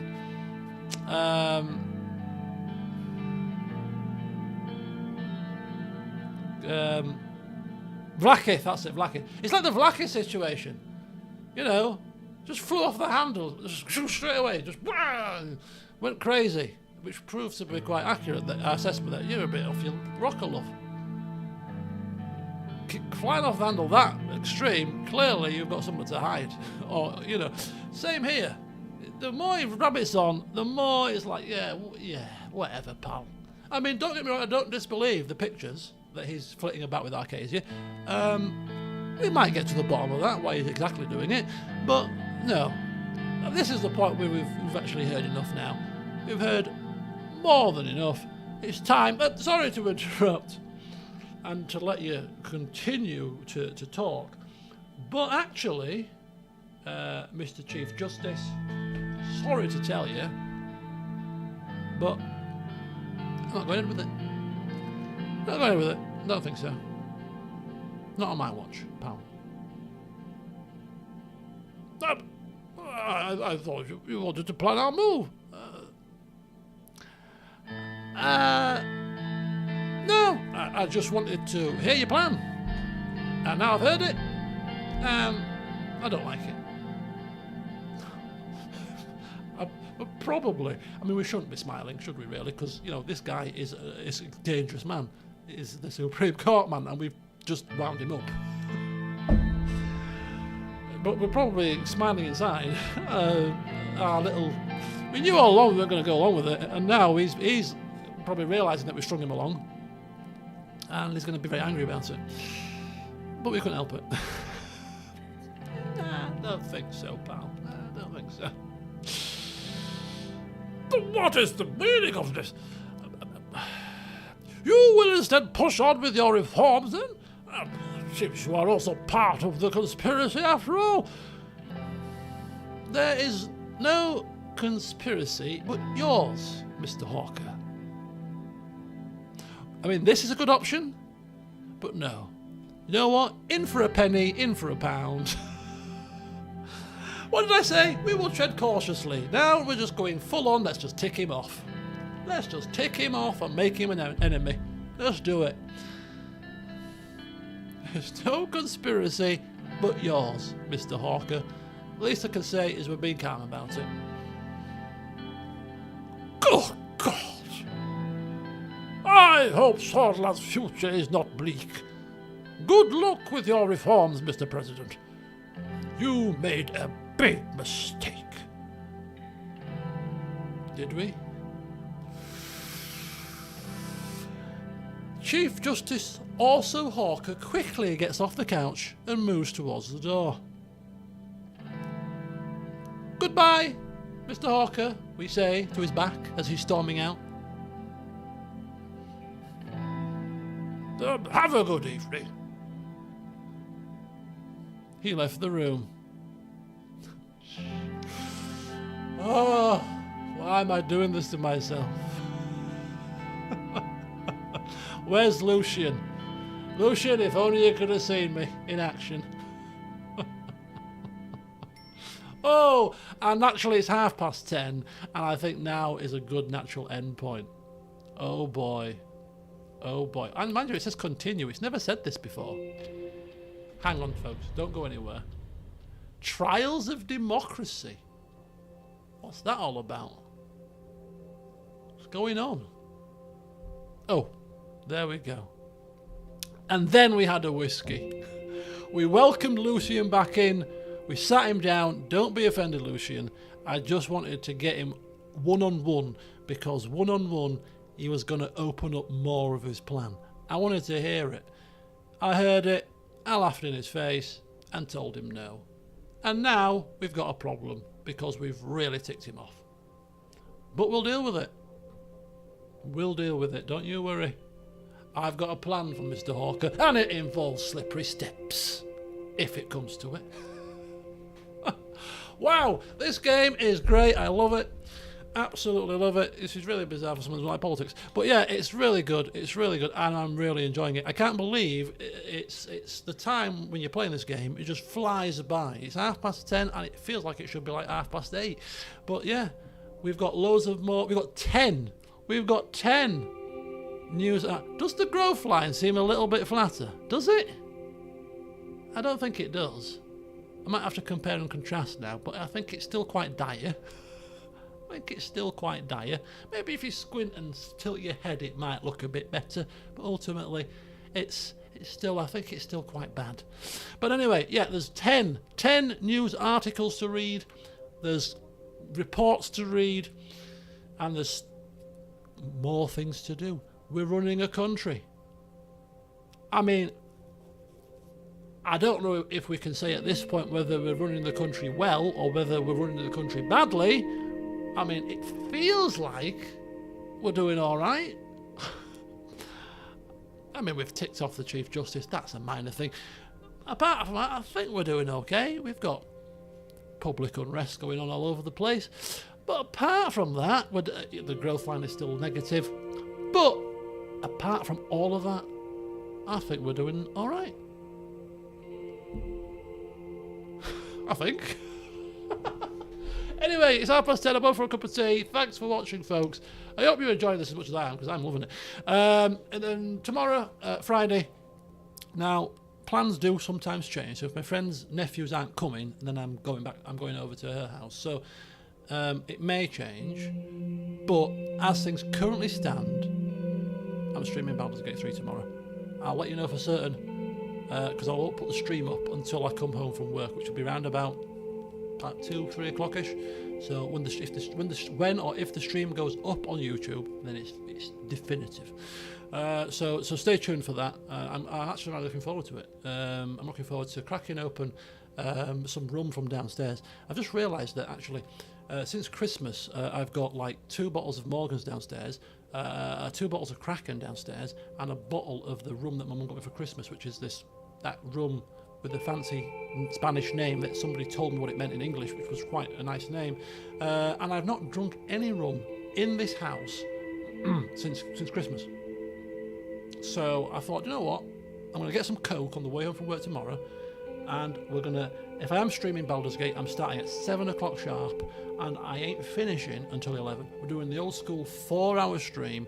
I'm going to have some rums, and we're going to have some fun with Vulpus and the merry band. So I'm hoping that's going to happen. But anyway, go forth, enjoy the rest of your day, folks. Thanks for watching and assisting and clearly not taking notes for me. But until next time, I'll see you soon. Justice Hawker, you fool.